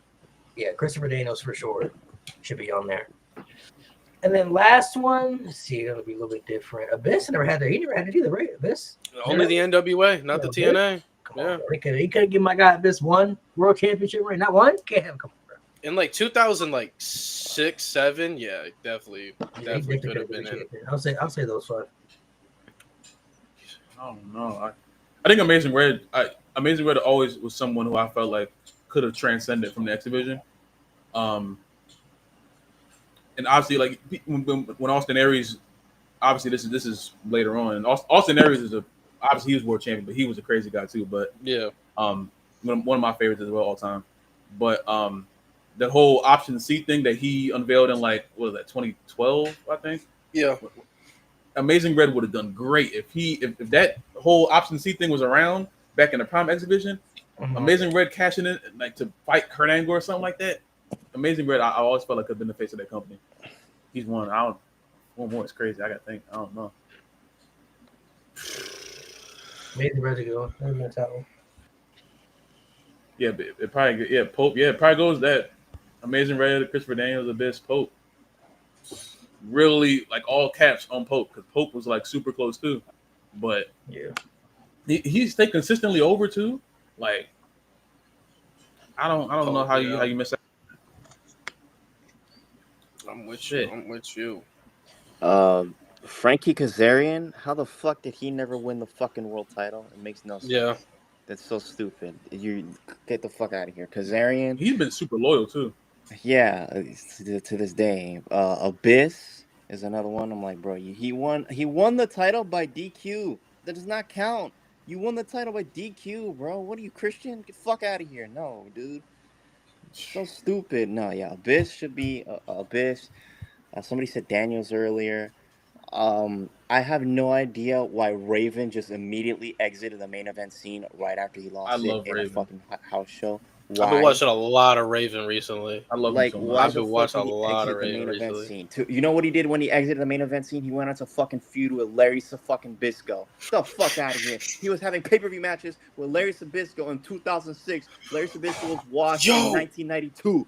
We went the entire episode without talking about him. We went. Oh my god, I forgot you, Petey Williams. Oh, I'm sorry, Petey Petey. I'm Williams, too. sorry. Make believe muscle, Petey, bro. we apologize, One of the Petey. greatest X divisions of all Oh time. my Shout out god, to creating that overused ass move, Petey. bro! I remember he had. Yeah, I'm putting him on my list. Petey Williams, man, he had a shot at the world title against Eli Drake, and I thought he was gonna beat Eli Drake. Yeah. I thought he was gonna be the one. Yeah, I thought he was gonna be the one.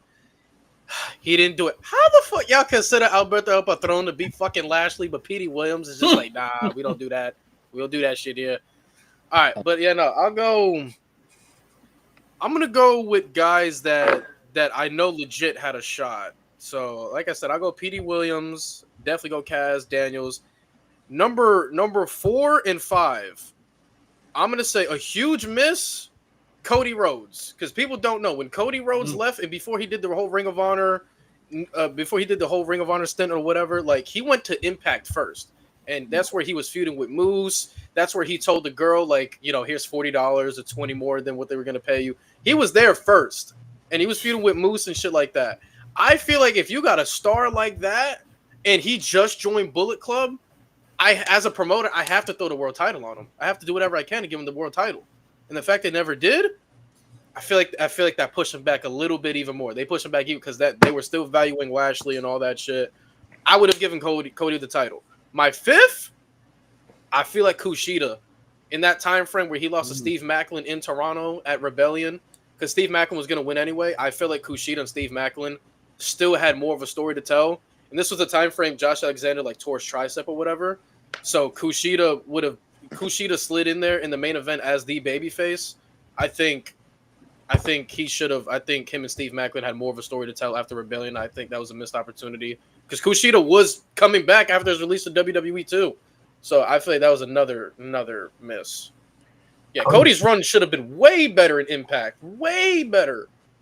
I didn't even think about that one. Cody and TNA, because he was in Impact for a little bit during those bad times too. So Yeah. They were booking everybody bad over there. Like me personally, Cody, he just joined Bullet Club. Oh, he has to get the world title. That's easy. That's easy bread right there. imagine if Cody would have been the TNA World Champion, the IWGP World Champion, then AEW World Champion, and then WWE Champion, that shit would have, bro. Shit. His resume goes up, like, you know. That's a Hall of Fame legacy, bro. Before anybody says anything, TNA was incredibly bad in the time frame Cody went over there. So you can give him the world title. Nobody's gonna give a fuck. Like, but 2016. yeah, like bro, he just joined Bullet Club, just reinvented himself and everything. Just joined Bullet Club or whatever. Like, how do you not throw him the world title? And he was still heel. How do you not give him the How world long did title? he stay in TNA? What, about a year? About a year. But he also had the feud with Eddie Edwards, which was good. But like, they never did anything substantial with him. I'm like, why? Like, why not? And then he went to Ring of Honor, snagged him up, and then Cody. So how would you have, if you had booked it, how would you have done it? Because I wasn't watching at the time, so I don't know the champ. Cody, night one, you're winning the title. Simple as that. Oh, okay. Cody. Who's he beat though? Who's the champion at the time? I'm happy. He's gonna beat Lashley. Oh, beat down Clan Lashley. Wow. Okay. No, it's not beat down Clay Lashley. No, this they're is gone. Lashley. This was I want to say it wasn't Brock Lesnar level bad. It's not Lashley wasn't bad, but he was holding the world title hostage, like bad, like Brock Lesnar type level bad. Like they kept giving him the world title, but I don't give a fuck if you can have Alberto El Patron beat fucking Lashley. There's no way. There's no fuck. This is watched Alberto El Patron too. Like, so if you have a problem with Del Rio beating Lashley, then you ain't gonna have a problem with Cody doing it. Joining Bullet Club, yeah, hell no. Then who does Cody drop it to after then? Cody out. Eddie Edwards. Eddie Edwards. Okay. Eddie Edwards. Bro, BJ just said somebody. Fucking Jay Lethal. Oh Lethal. yeah, bro. He Oh beat yeah. Kurt Angle. BJ's cooking. BJ's cooking. Jay Lethal too. Even with the black machismo, I feel like a lot of people didn't like the black machismo shit because obviously it's, you know, he's being He was macho man. fire. The segment with him and Ric Flair, that's an all-time wrestling segment for me. Bro, whenever The off, that's man, that's an all-time segment right there. to know today that wasn't planned at all. Oh man. Who's somebody in TNA that is in WWE or went to WWE that you think people may not know that was in TNA at one point? CM Punk. Yeah. Yeah. CM Punk. He had a couple. I think some talking people don't know about Consequences Creed, like Xavier Woods. They was- know Oh about man, bro, they That was took me lit. too long. That took me Bro, too that long. fro, to that American trunks, bro. They didn't know about Team I Pac-Man, think, bro. I They think didn't know some about people, Team I think Pac-Man. some people don't know that Xavier Woods was in TNA at one point as Consequences Creed, bro. He had the whole pretty much Apollo Creed character. Zelina too. I Rosita, learned that bro. too late. Too. I Rosita, learned that way bro. too late. Rosita. They don't know about Team Pac-Man, bro. They don't know about Team Pac-Man, bro. R-Truth beat Steven Nigga, Kurt Angle by himself. Hercules. Bro, He beat Pete Ken Shamrock, bro. He Ken Shamrock, bro. Beat Ken Shamrock. He beat all three of them. You said that was in You said some people in WWE that was in TNA that they wouldn't remember. Punk is a good one. Xavier, Zelina Vega's a good Bro, one. Scott Hall is a fever dream, bro. His theme What, the song band? was fire. Oh god. The band, bro. The The theme band. song was the great. theme Scott song Hall was like in TNA. Bro, you remember when they cashed in the Feast Oh. of Fire, bro? Won the tag titles, bro. That was You know, the band Gargano was was in terrible. TNA? Oh, I wait, remember what? Gargano. Roddy Piper. Oh god, that's gross. Goldust, Roddy Piper? Rikishi. Oh, Goldust is Black Rain. Yeah. Believe it or not, Maivia actually has an appearance on Oh. Impact. He inducted Ken What? Shamrock in the Hall of Fame. Yeah. Really? Yeah, I remember he that. did. He did. It was his first outside WWE appearance. Whoa. God, I forgot to go to Black Rain. Jesus. Bro. Black Black Rain Rain was is terrible, bad. That feud with Chris Harris, bro. Ass. Wow, Dustin no, Rhodes why was a Chris good Harris, pick. bro, that was one of my guys. Chris Harris in the Asylum days should have been the world champion. World Wildcat Chris Harris, that was my dude right there. Mm. Wildcat Chris Harris was that guy, bro. Chris Harris was. Man, I love America's Most Wanted. People don't. People love Beer Money, but America's Most Wanted. I They like tried the to bring theme Chris song. Harris back, and like when they, Nah, I nah, think he's that was too the old, Hardy gang, I'm feud, that shit was sorry. over. He's with. washed. Nah, he Yo, he- Tito Ortiz's debut No, is the no, most no, that was funniest debut of all no. time. He just walked out and stood there. I'm like, oh, okay. Bro, Everyone in that the ring was hard like, ass, bro. He go, that. Oh my lord. bro. You know what kills me every time about that? When they cut the camera to Ken, and Ken's like, Everyone's sitting here like, what do we do now? This That's some was- shit I oh. do. Well, who was that one character? Oh, God, I can't think of it. bro. Impact had so many misses because if I remember, Chris Van Vliet did an interview with Rampage, and he was like, yeah, when I signed with TNA, like that we put in the contract that somebody was supposed to come over to my house and train me. I built the ring in my house and everything, and nobody ever came over to train me. That's why I never had any matches. I was like, what? Wow. Rampage? Come And on, Rampage is already charismatic as it is, so he already had the personality. But if he could have gotten the in-ring down, if he had the in-ring, that would kind of, I don't know. That would have changed some things. Rampage Jackson would have been nasty. Your camera went out of focus. Yeah, even the camera was shocked at that, man. AMW versus Beer Money, who's better? All right, so I feel like as a tag team match quality, Beer Money's better. But I feel like AMW was the better team. They were together longer, better longevity. I think they had better chemistry. But Beer Money was like character-wise, like they were better. They were better. The Motor City Machine Guns, that like 2 out of 3 falls match I think they had. Yeah. Oh, you did this growing up. You know you did that growing up. I did that on Friday. You did that. We gotta give love to the AMW versus was it Triple X, the 6-sided steel cage match where Elix Skipper, I believe, did the Elix Skipper. He was never X Division champion. Elix Skipper, man. That's crazy. He was never X Division champion, walk, bro. That's like that's still like a top 100 spot of all time. You know that fucking. I was Tito Ortiz versus D'Angelo Williams, bro. No, do y'all know what was worse than that? When Impact signed King Mo, oh my God, he was signed King Mo, bro. They put King Mo in. They put him in lethal lockdown, bro. He was, bro. Okay, bad. So I just looked this up because I was trying to figure out. I did not know this shit. So I was trying to figure out this guy's name in TNA. You guys remember Relic? I was like, what is that guy's name? Yeah. It's Killer spelled backwards. That was Johnny Stamboli, bro. I did not fucking know that. This is new information to me. I did not know. Relic. People who don't know Johnny Stamboli, he was in the FBI. He was with Nunzio and Chuck Palumbo. But I was trying to figure out like who was that guy with the red? Like I couldn't remember his name, but Relic, bro. Oh my gosh. Hey! Do you know who's the guy that had a great peak in Impact Wrestling that people wouldn't know because of his image in WWE? What I tell y'all, bro. Zema Ion was shelving these X Division guys every week. Zema Ion was breaking shoulders, bro, separating shoulders, bro. What I tell you, is he the one who was in the match with Jesse Sorensen and Jesse Sorensen was never wrestled? Yeah, Jesse Sorensen, bro. Jesse Sorensen was really fucking good too. Bro, he was gonna be the face of the he was gonna be next up after AJ. They had a whole story. Dixie Carter was like all in on, bro. Yeah, they was all rightfully so, bro. He had everything. The AJ story with like the mystery girl. He was like supposed to be hooking up Dixie Carter, and that mystery girl came in. Oh my God! Don't talk about Claire Lynch. Rest in peace, man. R.I.P. Claire Lynch. Yeah, bro. People don't know, bro. People look at Joaquin Wilde, bro, and I'm like, bro, y'all don't know, bro. This man, before we had Penta breaking arms and separating shoulders, bro, Zema Ion was doing that every fucking week, bro. He was doing that every fucking week in the X Division. And then, bro, he was so dominant. They said, RVD, you gotta go get that shit, bro. You gotta go take it from him now, bro. Oh my God. You gotta go take it from him, bro. Of course. Bro, I love the. I had someone try to tell me that Edge was Cope. I'm not calling a nigga Cope. Edge had the first when he comes out now with Spike. I was like, bro, y'all don't know what Janice is, bro. You have no idea. Yeah, don't know about Janice, man. No, he killed RVD on television, then the show just went off. He did kill RVD. RVD didn't even drop the title in a match. He fucking dropped it backstage segment, bro. This guy did not do jobs. And then the next week they were like, all right, guys, TNA. RVD died last week. That was the last thing we saw. The only time he truly put somebody over in a title match was Kenny King. He with good shit though. Kenny King is great. So Kenny King, good job.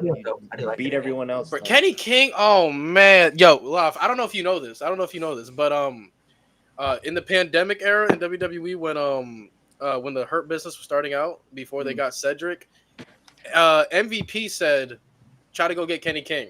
So apparently, I guess they called Kenny King, and then they're like, yo, you trying to come over? And he was still on the contract with Ring of Honor. He was like, yeah, I mean, if you buy me on my contract, I'll go over there. They declined it. You know, I'm not mad at that because of the way the Hurt Business ended. It's like, but that would have been crazy though. They could have had all of them in there to be honest. That would have been some shit, boy. That would have been some shit. Well, I didn't want Kenny King should have been a part of how that shit ended. Vince fucking killed that shit. I love if AEW said, "Hey, Kenny, yo, you trying to You know, Yeah, I don't know. Because Cedric's in TNA now. Yeah, Cedric in TNA. Shit, I remember him on Tough Enough. Oh my god, man! Yo, did y'all watch TNA's version of Tough Enough? Fucking gut check. Yeah, bro. Wes Briscoe. Kind of crazy. No. The GOAT, bro. Briscoe. Bro, you talk about they were all in on something, bro. They were all in on Wes Briscoe and Garrett Bischoff, bro. They put him with Kurt Angle. The worst wrestlers of all time. Man was the time, bro. You know Wes Briscoe pulled Red Velvet? What? You didn't know that? In gay, I think they still might be together. Yeah, he got Red Velvet. Damn, shout out my nigga Weston. Last time I checked, yeah, Red Velvet. I didn't know that. He fucking a Colombian. Let's go. She Colombian? What? West Briscoe. I haven't heard that name. I don't know how long. Damn. Bro. Yeah, listen. I'm not gonna lie. I was kind of she was born in Miami. Gang, as a kid, I was hard because like there was always somebody in the Aces and Eights that had like this like fucking raggedy ass shaggy hair. But I'm like, nobody has that on the roster. And when Wes Briscoe in that London show revealed it was him, I was like, you fucking bitch. That shit went on for too long. Once they added D'Lo Brown, I was like, all right, bro. you remember D'Lo Brown versus Joseph Parker? No. All right. See, we're getting some bad sounds. When Mr. Anderson, there were some people that definitely didn't feel like. There were some people that definitely felt like they didn't fit in the Aces and Eights group. Like Mr. Anderson, to me, I don't know, bro. I just like. You said Mike Knox. I wasn't feeling him in that group. Like Mr. Anderson in the group, I'm like, Nuxie. Mr. Anderson made no sense. Like I think like the entire point was that he was like secretly undercover, and that's why he eventually took them down. But his feud with Bully was great though. I just wish he beat Bully to fully end Aces and Eights because that was supposed to be. But he did. Not after, bro. I'm not fucking counting that shit with him and Garrett and shit like the last two. Like he should have soloed them. Bully was power driving him like every week. No, he beat him in a one-on-one. It was like Turning Point 2013. He beat him in a one-on-one. I mean, by that point, the group. Yeah. I wanted him to take down the group fully. Hey, I'll tell you, man. When AJ Styles went back to Get Ready to Fly in that Knoxville show, I watch that once a year. I have to watch that at least. It's like Christmas. I have to watch it. I have to watch it at least one time. Shit is so came out to evil ways and then Get Ready to Fly. Yeah, that shit was something. Bro, that crowd.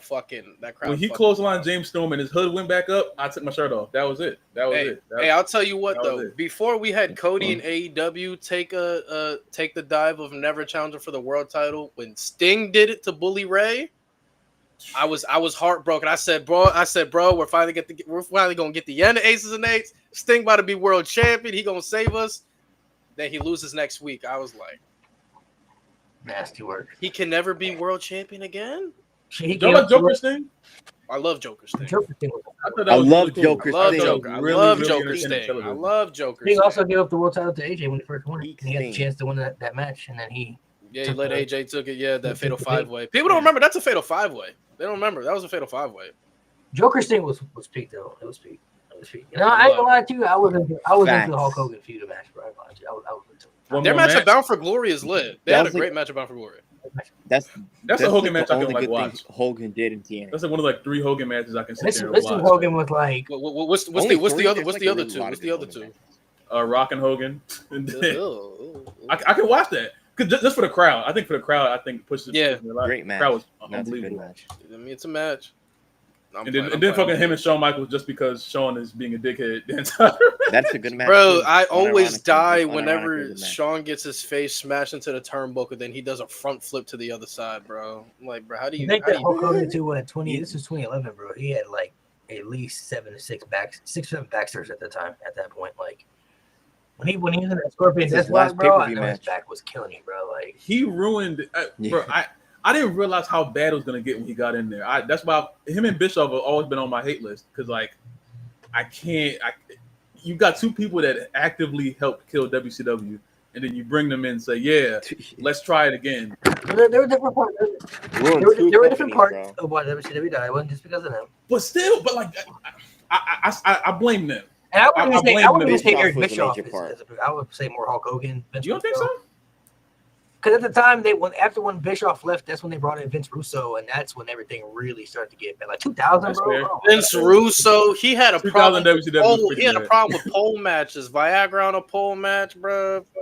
Oh no, let's talk about Vince Russo and TNA. No. You know how many times there were Fire Russo chants? Fire Fucking Russo Fire chants was Russo Yo. chants. But it was so bad they brought him out on TV just so he could say I'm a changed man and just not be a changed man. Yeah, it's stupid.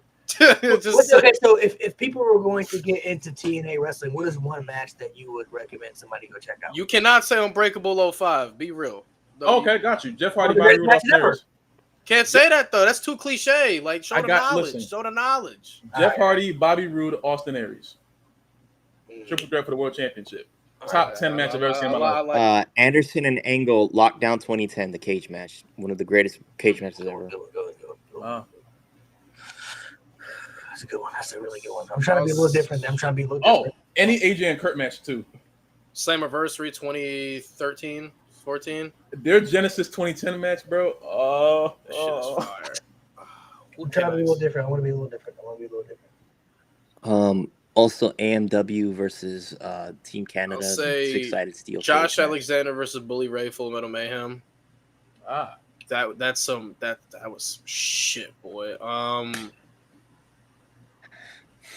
I mean, you can go any Josh Alexander match, like Josh Alexander versus Jonah, Hard to Kill. Josh Alexander versus Tomohiro Ishii, Under Siege. Josh Alexander versus Moose at Rebellion. Yeah, almost any Josh Alexander. was Kenny and Christian on AEW or TNA? It was on AEW. It was on Rampage. Okay. Ooh, James Storm versus Chris Harris, the Texas Death Match. Fire, That's a great fire. one too. You can go Not any the Rude Blanchard match. Rude and Lashley match, 1, 2, or 3. Any one of those. Hey, AJ, Chris Sabin, Peter Williams is a good triple threat too. It's a good one. It's a really good one. Chris Sabin and Alex Shelley for the X Division Championship finals. Ooh. They was hooping. They was hooping like they weren't gonna get paid that night. Man. Lethal Lockdown 08. Team Christian versus the Team LA Tomko. the LAX and Lucha Bros trilogy. It's another phenomenal. Beer Money and Guns we talked about earlier, the 2 out of 3 falls. I think that's what that match was. I mean, you could go Motor City Machine Guns versus Team 3D's retirement match. You go with that. Yeah. It's also really good. Almost any Kurt Angle match, like Desmond Wolf, Kurt Angle Sting, or Kurt Angle Jarrett, Kurt Angle like Joe, just so many. If Kurt y'all Angle ever Joe, go back, bro, the environment of Austin Aries versus Bobby Roode at Destination X was, Bro, Austin Aries is a dickhead. Among other he was so tough, But, man. Oh my god. He was so he good, bro? underrated. He was so tough. An underrated one is also Monty Brown, Samoa Joe, and I believe Rhino. It was at Hard Justice 06. Fucking, if you like big meaty men matches like that, Type that's shit. another one. That's hard hitting. Different match for me. Everybody's throwing out good matches. Trying to think of something different here. I would say probably. You also got Sting and Samoa Joe, Bound for Glory. What was that? Bound for Glory 2005? Yeah. 4? Oh no, Oh, it's 2008? Oh, yeah, that's stupid, man. God damn. I would say you could check out the James Storm and Bobby Roode feud, even though Oh, man. Kills me. the proper winner didn't win the championship. They had a lot of good matches. The Steel Cage match was really good. The Bound for Glory match they had is incredible. So I would definitely recommend. I'd probably say the Bound for Glory match. That should have been the ending of James Storm winning the championship to dead the feud right there. But And beat a face. He was the most over guy in the company. that was ass backwards. But that match though, that match go hit like crap. So, Let me see. What else? There's Jeff Hardy versus Chris Sabin, Full Metal Mayhem. That was also really good. It was a tournament of former Impact World Champ or former TNA World Champions to see who would face Bully Ray. And Jeff beat Chris Sabin in the first round in Full Metal Mayhem. So how they did it was they see who would face who, and then they spun a wheel on the stipulation, and it landed on Full Metal Mayhem. And Jeff was like, and Dixie was like, Dixie looked at Sabin was like, "Good luck, bro. Good luck." Ooh, She said, "Good luck, one gang." more. This one's a little more goofy, but it's also kind of fun. If you want to watch a really fun one, it's the Fish Market Street Fight. It's Captain Curryman and Shark Boy versus Team 3D. Bro, I love That shit Curryman is and really Shark fun. Boy. I love They were Curryman and crazy. Shark Boy, They man. were Give me a crazy. shell, yeah. Racist ass gimmick. Curry Man Yeah, didn't find out that was Christopher Daniels till later. I didn't know at the time and watching it real time. I didn't know. Kazarian was suicide. Y'all remember New Jack Kazarian in was TNA? suicide. Yo, Suicide too, bro. Tough. Manic. Whoever was in that suit, Tough. like it was But Manic or- Amazing Red and Homicide had a ton of great matches too. Amazing Red and Homicide. Oh man, Homicide. Samoa Joe and Kurt Angle is a good one too. That's one I would recommend. Kurt Angle getting Samoa Joe for the first time ever. Kurt Angle versus Jeff Hardy, TNA No Surrender Jeff 2010. Jarrett versus Christian when Christian won the NWA World Title. That was pretty good. When he powerbombed Gail Kim, she tried to Hurricane Rana him. He went the fuck out of here. That's a really good one. I'd recommend that one as well. When people talk about like crowds, like Any- the AEW crowd and the NXT crowd, the TNA pick, like in the prime TNA, that crowd was second to none. That It's Universal, bro. That Universal crowd went Bro. dummy every fucking time. This Oh, when Jeff Jarrett hit Sting with the guitar and Sting ate it? Sting no sold him. Gringo Killer, yeah, Don West, man. R.I.P., bro. R.I.P. Amazing, R.I.P. Don amazing West. commentator. Amazing commentator. So to explain to everybody what happened to TNA, why do you think TNA died for so many years? Oh, you asking me that question? Yeah, Right. you stayed watching it. I know we gave up on it. We left. It was losing big stars will always be a blow to anybody. Let's get that out the way. Losing big stars, but also I just feel like they didn't have the proper people that cared for the product, that cared to really revive it. I don't know what the fuck they were doing. I firmly believe it wasn't until they got Scott D'Amore and they appointed Scott D'Amore to do everything where they finally started seeing some change. That's where Scott, because when you look at TNA in the early time frame, they were plucking people from different promotions, but they weren't doing shit. Like they weren't doing anything. They were still sticking with Lashley. They were still sticking with Jeff. As great as they are, like you got to build for the future, and for some time in any company. But they just weren't building stars. They weren't consistently keeping their big stars that they would build up. There was no love in the product. Like booking was terrible. Like they didn't care. I remember they tried to bring in Jim Cornette. They tried to bring in Jim Cornette to try to change, and it didn't change. They tried to bring in Conan to do some changes, and it didn't change. Everything didn't change until they appointed to Scott D'Amore. They said, you got control of everything. Do something. It took Scott D'Amore a little bit, but I mean, TNA is where TNA is today without Scott D'Amore. I forgot about the Monday Night when they were trying to go head to head with Monday Night Raw too. Yeah. Raw whooped their ass like 80. I don't know why the fuck you would do that. I don't know why you would do They that. You whooped gotta their think, ass too, for this was- years. When they started going head to head with Monday Night Raw, this was during the PG era when it was bad though, like 2011, 2012, right? Yeah. Like It was in the 2010 Raw. Monday Night Raw and SmackDown at that time weren't that realistically fun to watch all the time, but TNA still was nowhere even near on the level of a bad WWE at that time. So I also They- like I bro. said, book it like business wise decisions. Like if everybody knows anything about TNA, like the main draw for TNA back then will always be the X Division. It was always the X Division. We talk about the fast paced action, the Ultimate X matches, and like Lob said earlier, the 6-sided ring. Once you get rid of all of that, what the fuck is TNA? Like, what is it? In that time frame when Hogan came in, like he was trying to do the WWE route where the big names got to be the focal point, but I don't think Hogan fully understood, like, nah, bro, like we built our brand off of how good our cruiserweight, division was, like how good our X division was. And I feel like he just didn't care because he grew up in the era where big, strong men got to be pushed to the forefront and kind of ruined it. yeah, that played a big part of it too, changing the identity. I guess that's the perfect word to use. Yeah, the identity of what TNA used to be is definitely going to be a detriment to. It's definitely going to be a detriment to a lot of things that TNA was basically known for. Yeah. I mean, changing the X division, changing the ring. I definitely feel like they missed the ball on a lot of things, especially going head to head with WWE on Raw. I never understood that. Like when they announced, Trash. this is That not kills most WCW, people bro. if You you guys try aren't to do WCW. that. Like I don't understand. And like TNA was the one, like we've seen so many different companies come and go, and some companies today.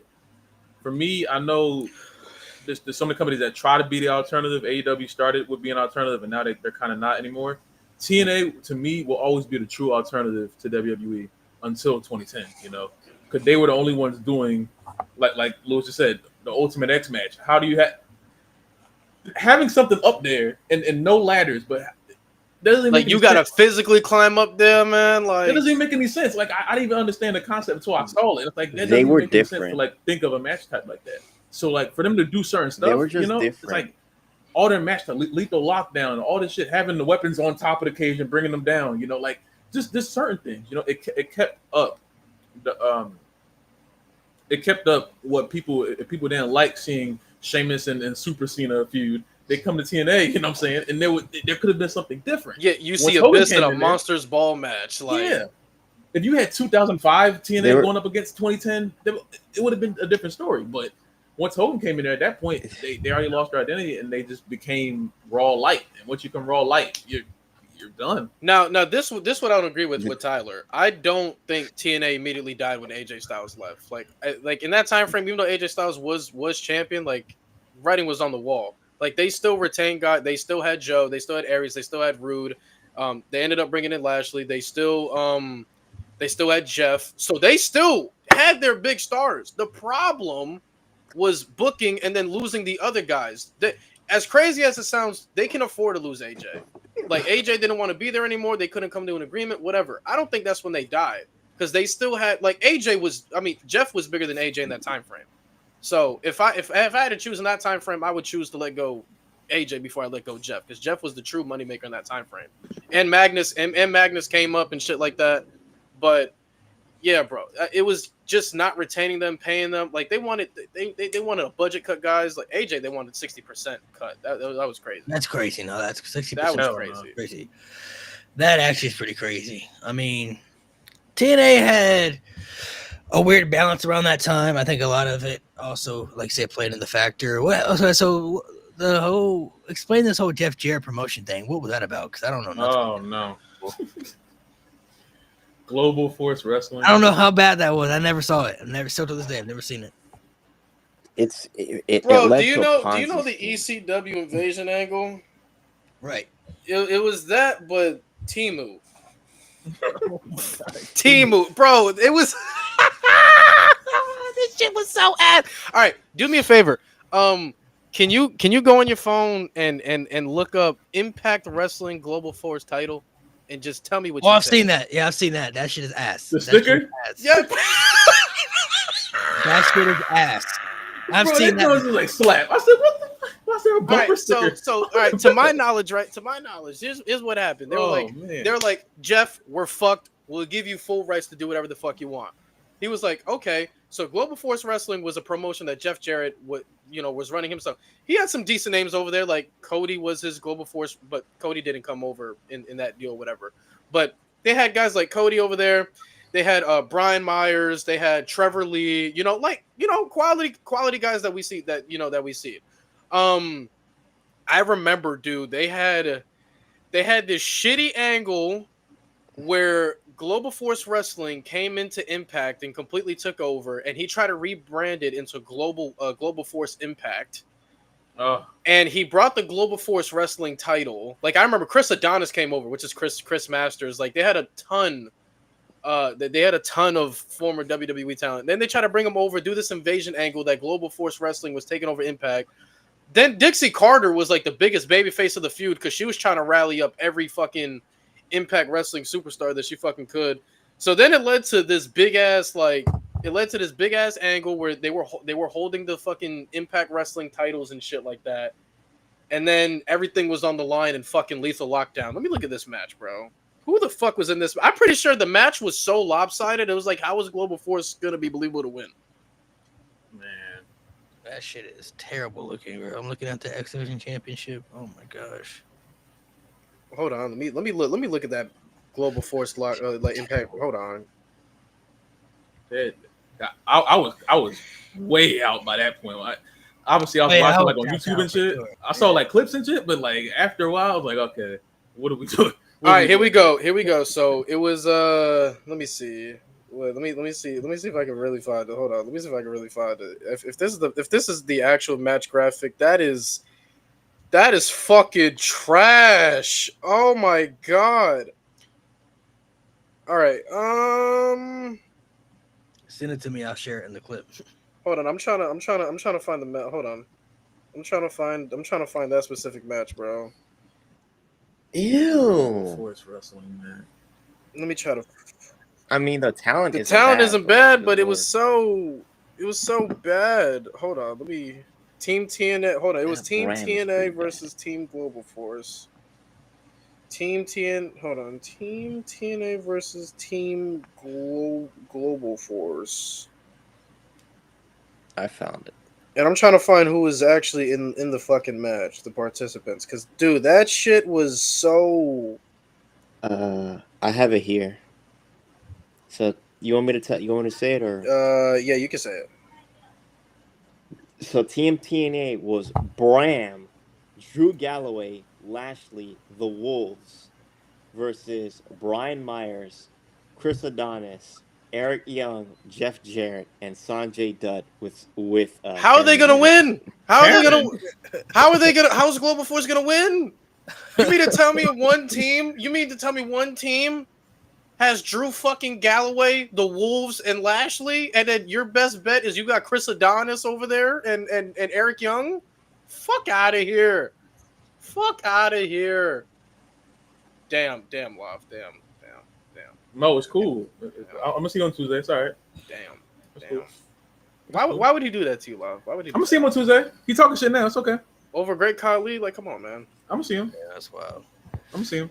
Man, there's a lot of good That's things crazy. about TNA that we could dive into. We dove into some of our favorite crushes. Listen, I got a question. Sorry, since Laf is here. Laf, What up? what's the undisputed best team that Jeff Hardy has had in TNA? oh, my answer. Yeah, I know my answer. Modest to the top. That's it. You don't get better than Pick that. the weakest one. Are you dumb? You pick. Are the you weakest dumb? one. Definitely not his best one. Definitely not his best one. Don't piss me off. Don't piss me off. Don't piss me off. Don't piss me No, off. I'm not Don't going to be piss me off. disrespectful and say that's his weakest one. That's not that, but it's not his best one. That's his. What are y'all gonna say? Please say the Antichrist one. Similar creatures. Is Similar better. creatures. Fucking No, similar Another creatures Me's clear. better. Similar creatures. Another Clear. Me's Similar better. creatures is his worst Resurrected one. is way better. What? You're What? Similar creatures is his worst. Yeah, TNA. right. Worst? Modest is up there with no more words. I don't give a damn, bro. Resurrected is mine. no. Resurrected is mine. Cut. Resurrected, relax. It go- Relax. No more No. words and Modest are No. interchangeable. Jeff Hardy. Let me tell you something. No, fuck Jeff out of Hardy. here. Song we heard. Jeff Hardy's best TNA theme. Jeff Hardy's best theme. Period. Is Another Me, bro. I don't care what anybody says. No. That is his best theme song. Yes, it's I better than got Modest. resurrected. No, I got bro. resurrected. When gang. Jeff Hardy showed up when I back heard in that, TNA when with I the heard short them hair. drums, Better. doom. You know what's also better Come than on. the Modest too? Obsolete, bro. Obsolete better too. Obsolete is better. The Hardy Boys. Nah, Cold-blooded nah. is better. I'm gonna say Cold-blooded is better. All right, now people just saying Yes, shit now. Cold-blooded I don't is know about better. Cold-blooded. No, I don't know Modest about is not that Cold-blooded. good. The remix is better. Modest. I got hey. resurrected, bro. When I heard that, bro. Oh Bro, my Another god. Me, bro. Intoxicated Jeff Hardy rapping Modest for no reason in the middle of a promo. That shit is trash. You're bugging. You're absolutely Nah, bugging. that shit is kind of ass. That's how I know You're y'all don't know your Jeff Hardy ball. You're I moved said, like you know, Modest. I never claimed to be a ass. Jeff Hardy guy though. Never claimed to be a Jeff Hardy guy. No, No, that's just ass. You gotta let me walk you through this, bro. You gotta let me walk you through Explain. this. Go ahead. The moment when Jeff came back to TNA with that Lethal Lockdown match with that song, it doesn't get better than that. Similar creatures, resurrected. I'll give you the Antichrist theme. It doesn't get better than that. Yeah, this song sucks, dude. Copyright. It doesn't get better than that.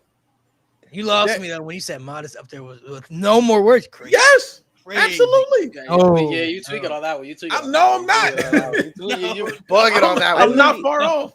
I had this on my. I had this saved. This shit sucks. Hey, right now, this shit is Put trash. this everywhere you need to. Modest and No More Words are interchangeable. No, 1 and 2. No, Everything else is done. No, you're getting clipped. You're getting clipped. I don't for that. care. You get Clip clipped. me. You Clip get where my belt at. I got my Hold on, you know, I'm you saying that, certified. and you saying that is like saying like, "Burning My Light" and voices can be interchangeable. Oh, This is not the yes, same. They can. Yes, they can. Hey, as long as we agree. As long as we agree. This is Burning but My this Light is weird? that's Yeah, like I agree. As long as we like agree. Randy Orton, Burning My Light voices very interchangeable. Modest and No More Words, it is No More Words, and then Modest is like right here. You're bro. tripping. You're absolutely Yeah, right. get No, your it's belt. not. You I'm getting listening to clipped, the buddy. song Get your right belt. now. Get This your is belt. You on getting No. clipped, buddy. Where my You belt getting at? clipped. You getting clipped, buddy. I'm certified. No More Words Nothing's gonna on the stop same. me. No More Words should not be in the This same song is criteria as Modest. terrible. He That's sounds disrespectful drunk. to No He More literally Words. sounds drunk on this song. Disrespectful. No. No More Words. No. All right, so if you were rating No More Words, you rated like a 10, right? Yeah. So what are you rating Modest?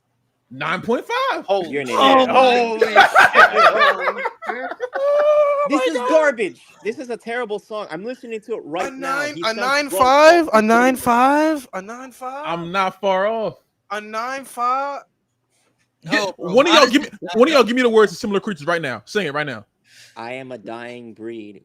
Like literally the first person's Okay, part literally says, keep I am going. a dying breed. What laying else? On the line. Don't want to mess with me at any place or time. Anybody want to hear that nursery rhyme ass shit? Yo, Them get the knick-knack- fuck out of here. You're listening to a drunk. knick-knack, This is a paddywhack drunk ass. man Turn wailing. that off. This song Turn that off. Modest is drunk ass Jeff Hardy wailing about nothing. Okay. But being modest. While also Okay. being Be narcissist modest. in Yeah, the they same said, song yo, with you got, they Modest. say loud. What the fuck going on, yo? What you mean? Modest. I'm not backing down from this, bro. You said Fuck Similar Creatures is worse. All right, get your belt and look at that camera and say that shit so you can get clipped. Just go get your belt and say that shit right in the fucking camera. that. Y'all see that picture right there? That means I'm locked. I don't care what y'all say. That picture right here means I'm locked.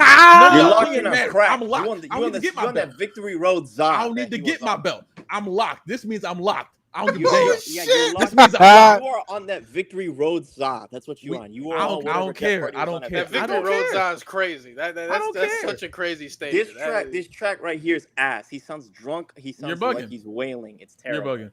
You have You're terrible bugging. taste in music. bro, Don't- you're they bugging. jumping you with chat. They said, bro, you gotta relax. Jump me nigga. all you want. It don't make any of y'all right. I'm you know still what? right. That's That's the exactly crazy why thing. You're wrong. Though. Y'all That's can All right, say- so you said y'all can no say more. whatever all right, you so, want. So just to be It'll certain, never you said no change. more words is a 10. Modest is a 9.5.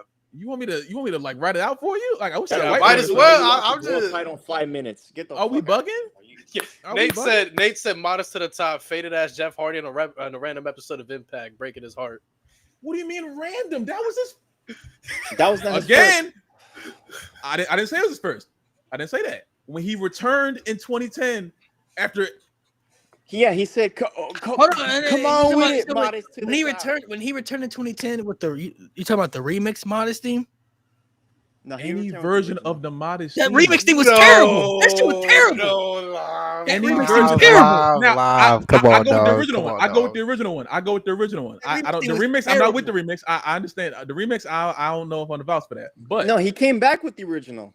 When But he had a first time remix, came. but he remixed it though. It was a remix version. because Of it. he Shit was he terrible. remixed like all his songs for some reason. That shit was terrible. But modest, and no more words up there. No, it's not. No, they bro. said do the Jeff Hardy dance while I do it. That's funny. That's Jeff funny. was going. You wrote that. Okay, y'all saying that like going Jeff Hardy isn't the like top entertaining Jeff Hardy. Like I don't care what y'all Ruining a talking about right pay-per-view now. is entertaining. Listen, we all listen. We all What are can you talking agree that Another Me is Jeff Hardy's best thing. No, I don't agree with that either. I don't even agree with that. I don't agree with that either. I'm sorry. I'm sorry, bro. Y'all I'm bugging, bro. I'm just not doing that, bro. Y'all Number one, bro. Another Me, bro. There's nothing- Like his best TNA theme. Still don't agree. I'm sorry. Still don't His agree, best, bro. of course. Hey. What? Nah. When you talk about themes, period. I'm sorry, bro. No more words untouchable, bro. It's just, that shit's Yeah, untouchable. facts. I'm not letting y'all tell me. I nothing. can't That's let you get crazy. away with this, man. I can't, man. That's cool. I already got away with it. You didn't get away with anything, bro. You got away with the fact that your music taste is butt. Oh, cheeks. Malik, I You know have you, a purple Christmas hat in August. Shut It your says goofy FedEx. ass up. It You have a says FedEx, FedEx brother. Christmas hat on. Shut And your you ass got a up. yellow flashlight. Jeff You got a Hardy. rainbow flashlight. It's Jeff gotta do Hardy. anything, That's- brother. it's a mic. I know Malik Jeff like Hardy. RVD's theme in TNA. No, though. that's the Oh worst. hell TNA no. theme. Damn, that shit is ass, man. That's the worst TNA The theme. whole fucking show. Yeah, Modest clears that. I'll tell you that much. Modest clears that bullshit. That's bullshit right there. Oh, I was about to. I thought. Oh, okay. I thought you No, said that's clears that bullshit. our Rob Van Dam's theme song might be the worst TNA theme ever. I'm not gonna lie to you. What? Definitely. Ooh, That'd be the worst ever. worst. Might be the What was worst Dixie ever. Carter's theme song? It was terrible. Ew. This is If Cardi it's not worse, it's top. Van Terminator. I like that thing. So Van What? Terminator. You like RVD's theme? I didn't say it was top. I just like it. I like it. I like All it. right, man. Yo, bro, Like- get your Rock surgery. Van Your surgery now. Dam. Get your Oh, surgery, you're bro. killing me. You need it. The whole I said, fucking show. since we on the topic, everybody dropped a top 5 greatest TNA themes ever. Can I put modest 5 times? Yo, man, this man. Yo, I'm gonna spell it out. That's MOG. RS level rage bait. That was bad, bro. That All was right, bad. all right. Top 5. All right, Yeah. I got you right quick. So I'm not gonna do no order, bro. I gotta relax. So I'll go Angle. Come on, man. Aura. Yeah, real. come on, bro. Bro, Aura. lit up. Lit up. Yeah, Malik. I'm sorry. Crimson's theme, bro. That's real. Come on. Stranger There we to go. the danger, Malik. You There we gotta, go. you gotta love that shit. There we go. Moose's heel theme. Hey, Love, I'm sorry, gang. I'm sorry. I've always loved it. Then, motherfuckers gonna be mad at me. I don't gotta get ready to fly. I don't think it's AJ's best theme. I think I Am is better. You are. I am. Well, I mean, Which one? The The original one from like the 2000s or like the one from 07, which is like almost the 2000s. The same one shit? 2000, when think he about was that face for of a X little bit. Division. When he was face of X Division. So like 05. The one where the guy sounds like Australian. The slow one where the singer sounds Australian. Bro, I'm gonna just bro when he beat Jeff Jarrett, Hard Justice 05, that one. AJ's Ring of Honor theme song was fire too. Let me see. So what I did I love so what did I say? I said, oh, James Storm's theme, loved it. Loved James Storm's theme. I love that. That's a great. Sorry song. about your damn what. I'm trying to think. So what did I say? I said Angle. I said AJ I Am. Yes, sir. 05. Yes, sir. I don't gotta get ready to fly up there. I'm sorry, chat. I said Crimson. I said James Storm and Heel Moose. Hell yeah. Fuck yeah. Get that shit. I'm sorry, Lop. I would say Jeff Hardy, Another Me, his best theme. Ha! Kurt Angle, for sure. That's real. AJ Styles, Get Ready to Fly. I would say LAX theme song. The gunshots and everything. Yeah, that shit was tough. Doom, doom, doom. Yeah, that shit's fire. And then I would say last one. I ain't gonna lie, James Storm, that Cowboy theme song, man. It's so good, man. Man, James Storm, fucking Cowboy theme good. song. Which one? One or two? Are you trying to look like PCO? Sorry about your Maybe. look. You trying to? Why you Yeah, gotta he go? gonna try to tell me about the Jeff. He got a belt head. He gonna tell me about the Jeff Hardy theme. I don't give a damn. What's yours? Oh my god. If we see like No, modest, like I said the first Jeff time. Jarrett. No. My favorite one I is Kurt hate Angle. Jeff Jarrett's theme. Oh my god, I hate it. You ain't dead. You I ain't hate it. I hate it. That intro, bro, Fire. that intro sounds like a fart, bro. I hate it. Yeah, fire style. That shit was I fire. hate it. I hate it. That shit is trash. It goes Motor City Machine Guns. Oh, yeah, I- right, You're getting copyright, that out. copyright, You're getting copyright, copyright, relax. Can't do Get No, I'm that. just showing it. I'm not playing it. But let me see. Actually no, take it off. You know, I'm take gonna go- modest off. Oh, that No. worked. I'm gonna get there. I'm gonna put Modest at 5, and then I'm gonna go up. Ew. I'll put Modest at 5, and I'm gonna go up. James Storm, It Factor, Bobby Roode with the lyrics though. Oh, that shit is so cold. Bruh. Off the Chain I'm off the chain. with the lyrics. Well, Fire. the Honorable leg- mention Yeah. MVP's theme, Return of the Ronin. That shit is fire. Oh, shit, God's yeah. So Modest, It Factor, James Storm, AJ, then Kurt. Yeah, Kurt's theme got too much aura, bruh.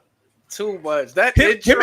and his ECW theme, they're like they're also on the same tier for me. His Sebastian, who you ECW got? What's theme yours? is fire. So I got Kurt's Angles theme up there. I got Beer Money. I got James Storm's second theme, Long Necks and Rednecks. I got, let me see, which Jeff Hardy theme do I have? I probably have Another Me up there. And shit, bro, I might have either Bobby Roode, I'm Off the Chain, or bro, I'm not gonna lie, bro, Scott Hall's TNA theme, bro, Marvelous Me. Oh my god, bro, that's like that. Slept on TNA theme, bro. Y'all gotta check it out, bro. Booker T, bro. Go check that out. Booker T's theme is great. Sting's Booker T's crazy. TNA theme is great too. Booker T theme go crazy. Samoa Joke or two, yeah. Nation of Violence, yeah, that one is really good. Abyss had a good one too. I liked Abyss's team. Management Mafia is a good one too. Oh, yo, Magnus's theme is so fucking. Oh, that shit's so hard. Deserved a better run. With no more words. Crazy, bro. It's crazy take, bro. You want to say it again? I'll say it again. Okay. It's too crazy take. He don't mean that. Do you really believe like you? No, he doesn't mean that. He doesn't mean that. You like you blast both simultaneously like every day. If you Yeah. blast Modest, bro, I don't know. He doesn't mean that, bro. He doesn't mean that, bro. Hogan's Hogan's theme is great. hilarious, Nate. Hogan's theme Hogan's- is fucking hilarious. Hogan's theme is crazy. Hogan's theme is crazy. That shit I is love fun. Hogan's theme. Hogan's theme is great. Hogan's team is crazy. Even Ways, crazy. even Even Ways. Ways was fucking So you really got Modest and no more words right there. That's great. Yeah, bro. Mine's not even top 10, bro. Not even top 10. Well, you would just be wrong in that sense. Oh, It's okay to be wrong. It's all right to be wrong. You know, You can name 10. I can name 10 right now better than this. Not top 10. you can try. I don't know if it's gonna work, but I mean, I could, It works there's, pretty well like, because tons of- Modest sucks. Jeff Hardy got plenty of other TNA teams that are better than that one too. no, It's a As fact. a matter It's of a fact, fact. every single Jeff Hardy theme is better than Modest. that's I don't know about crazy. every That's That's single awesome. one. Again, see, you let people talk enough, they're gonna start. I don't know about every single one. There's some ones that are definitely better for sure. Nah, man, I'm sorry. Hardy Boys themes. I think Hardy Boys team goes crazy too. Hardy Boys team goes crazy. I'll say Modest. Oh is my better than EC3's Chase theme. Manhattan. Trouble. Shout out to Flying Elvises. Also. Nate said, "Take away Lost Rights." Jesus. Oh, whoa. We're not doing all that. Hey, listen, bro. Beautiful people had a good one too, bro. Oh, trying beautiful to tell people's you. fire. Hardcore country. How could we forget hardcore country, bro? A business theme song. I'm so happy 2K put. I hate 2K, but I hate the fact that we like thought Willow's team. they put a business theme song in the game. And I really did think they weren't gonna do it. Generic guitar. That's really good. But that's a really scary theme. That shit is crazy. I Willow's like Ways it. fire. Yeah, I like it. You didn't like Oh, it? Christian. How could we forget No, Christian the Cage? second theme, bro. When they did the second thing, like Yeah, yeah. Christian one with the too. bells and stuff. I ain't like Christian Cage, Holding My Last Breath by Evanescence as Christian Cage's theme is really good. Christian Cage. I like At Last more than I like the other one. I ain't gonna lie. Yeah, at last. At last, The was- that's my waterproof Christian theme blonde song. version of Just Close Your Eyes, or V1 clears. Jeff Oh, Hardy no. Willow theme.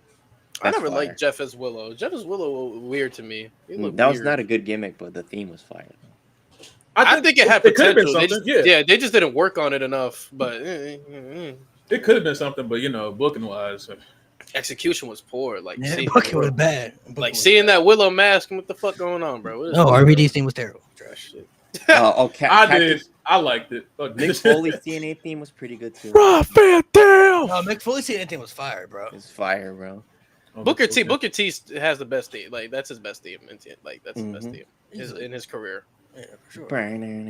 Who was making the theme song? I need to figure out who was making them. Dale Oliver? His name is Dale Oliver. Dale Oliver. Yeah, we need to call Triple H. Call Dale Oliver because No, Dale Oliver might. Bro, be- how long, bro? Does Def Rebel have lifetime contracts? yeah, Unfortunately, probably. I remember like 2 years, like it might have been like 1 year ago. They said that their contract was about to A expire. year and a half they're still ago, here. yeah. They said, yeah, this shit's coming up, and it never came up. Yeah, I'm like, y'all release everybody else, but won't release I hate their catchphrase intros. Like, nah, man, fuck Zelina that. Vega. Dun, dun, dun, dun. You don't like that?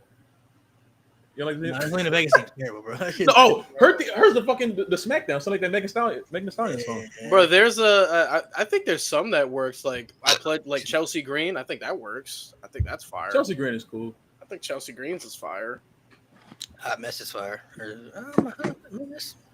The heel DIY theme, I hate. I barely like the face one, but their heel DIY themes. I don't mind the face one. I can listen to that. I Maybe don't get mad. I'm just blinded by Gargano. You know. It could be. Maybe I'm just just like you're blinded by Modest, right? I'm no. That was a great No. setup. That was a great setup. That was a great Fuck setup. He definitely might be. He might be. He might be. I'm not gonna lie to I'm you. cool. He might be, bro. He might be blinded by Modest. We talked about a lot of things. Def Rebel also doing UFC theme songs. Oh, I bet Kobe Covington's about to be so ass, bro. It's about to be the most American shit ever, yo. Blake Monroe's theme was a rare W. Yeah, my Blake wife. Monroe's theme is It's my fire. wife. I It's my fuck wife. with It's my wife, chat. It's my wife. Her and Roxanne, my wife. Well, bro, how many wives you got, bro? Gotta pick one. Bro, she can't, bro. Just can't, bro. So who's everybody? She said what? Who's your all time? Your TNA all time wife, bro? Like this is me right here. I'm claiming it. You claiming it? Claiming it. I'm telling you, bro. This test. Velvet Sky. Velvet Sky, Velvet your number Sky. one. Velvet Sky. It's not a bad answer. I ain't gonna lie, bro. Brooke Tessmaker, bro. Miss Tessmacher, that's a good one. Tessmacher, bro. Miss Tessmacher's a good one. Brooke Tessmacher, bro. She different, bro. She different. Like definitely my all time TNA crush for sure. Like I gotta. mm-hmm. There was something about that hardcore country, dog. I don't know, man. That hardcore country did something to you, man. Mickey James in those hardcore and those cowboy boots. Bro, when she comfortable dressing like that, bro, and still putting on matches like that, bro, hey, I'm with it, bro. She had way better matches in fucking cowboy gear than she did in real gear. No, you're not bad. You're not bad. Who you got, bro? He got Christy Hemme, of course. Of course, bro. That's my wife, bro. Who? Christy Hemme. Christy Hemme. Oh yeah, he did claim Christy Hemme. Yeah, he got the Christy Hemme smacking on the ribs. Madison Ray. Hey, shout out Josh Matthews. That's his wife. Who? Madison Ray. They got like 2 kids. Forgot about that. Yeah. They got like 2 kids. Lena Vega's another one too. I forgot about Rosalita. We said yes. Oh yeah, Rosita. Yeah. Did y'all play the TNA video game? Because I love that game. Hey, hold on. Wait, let me show you. I love the DS version and the Wii version. It's not a very good game, but I loved it. It's not a very good game in the slightest. But I love that damn game. Right there, right there. We got you right there. There we Right go. there. See, Right there. that's why you my man. That's why you my man. Now, if they made a new one, it might be better. Got you right there. Y'all see that? I think probably scratched up. That version in the Nintendo DS version? No. Man. What's on the ODB? What's on the ODB, bro? Yo, why are we lying on my name? What's on with the I've ODB? done nothing to y'all, yo. The TNA game was fucking crazy. Nah, that's a good answer. That's a good answer, though, bro. You said Christy Hemme. Christy Hemme is going too. I was up to her in WWE though before TNA though, before she became the ring announcer stuff. You know, Bro, like I told everybody, bro, y'all know her as Zelina Vega, bro. I knew her as Rosita, bro. Who was the girl that sat ringside? The ring keeper, SoCal Val, I think her name was. Yeah, SoCal Val, yeah. I don't know why. I just bro, randomly thought about she that. had this whack ass story love triangle between Jay Lethal and Sanjay Dutt, and she hung an engagement ring in the middle of the ring and said, "Whoever gets it gets me." And she helped. I think she helped Sanjay Dutt beat Jay Lethal. Starting them dirt times, I'm guessing. No, She that was an was actual- early TNA. that That was was that early point. TNA. That was She was early an actual TNA. wrestler, was she? I think so. I don't know. I don't know. SoCal? No, she was just a ring keeper, as far as I remember. Okay. Dang, like, what the fuck, dude? I don't remember. Honestly, I don't remember her being. I don't remember her being. Y'all just don't like big mamas, and that's the problem. Hold on. First of all, if Nia Jax approached me, I'm walking out. I'm walking with the club. I'm walking out the club with her. So y'all better relax. I'm just saying. I got no problem with big mamas. Yeah, ODB. Listen, bro. I'm a You a Yiddies guy? I'm a booby guy, bro. She had them. Whoo, bro. Not, hey, bro. If I'll lead a club with Nia Jax, bro. Y'all tripping, bro. Y'all crazy. Nia Jax fire. Nia Jax fire. I'll happily get Nia Jax. Nia Jax fire. Happily. She's gorgeous. Oh my god. Nia Jax When she get her hair did, that shit straightened, and she got the little bang cover like that, man. Woo! Nia Hell Jax, yeah, man. I rock with Nia Jax. I do like Nia Jax. Let's see. So before we sign off, everybody, going to the top 5. Who's everybody's top 5 favorite TNA wrestlers of all time? Life gonna hate me again. Oh, here we go. Number 1, Moose. I'm sorry, bro. I'm sorry. Number 1 is Moose. Number 2 is Amazing Red. Calling you out. Wrestle me. Number 2 is Amazing Red. Number 3, I'll go with Ace Austin. Number 3 is Ace Austin. Number 4, Christian, because Christian's my favorite wrestler of all time. And number 5, I'm gonna go. Who would I go 5? Let me throw a woman in there. I'll throw Deanna in there. I really fuck with Deanna. Kurt Angle for sure, because Kurt Angle's in my top 5 favorite wrestlers of all time. Kurt Angle would be on there.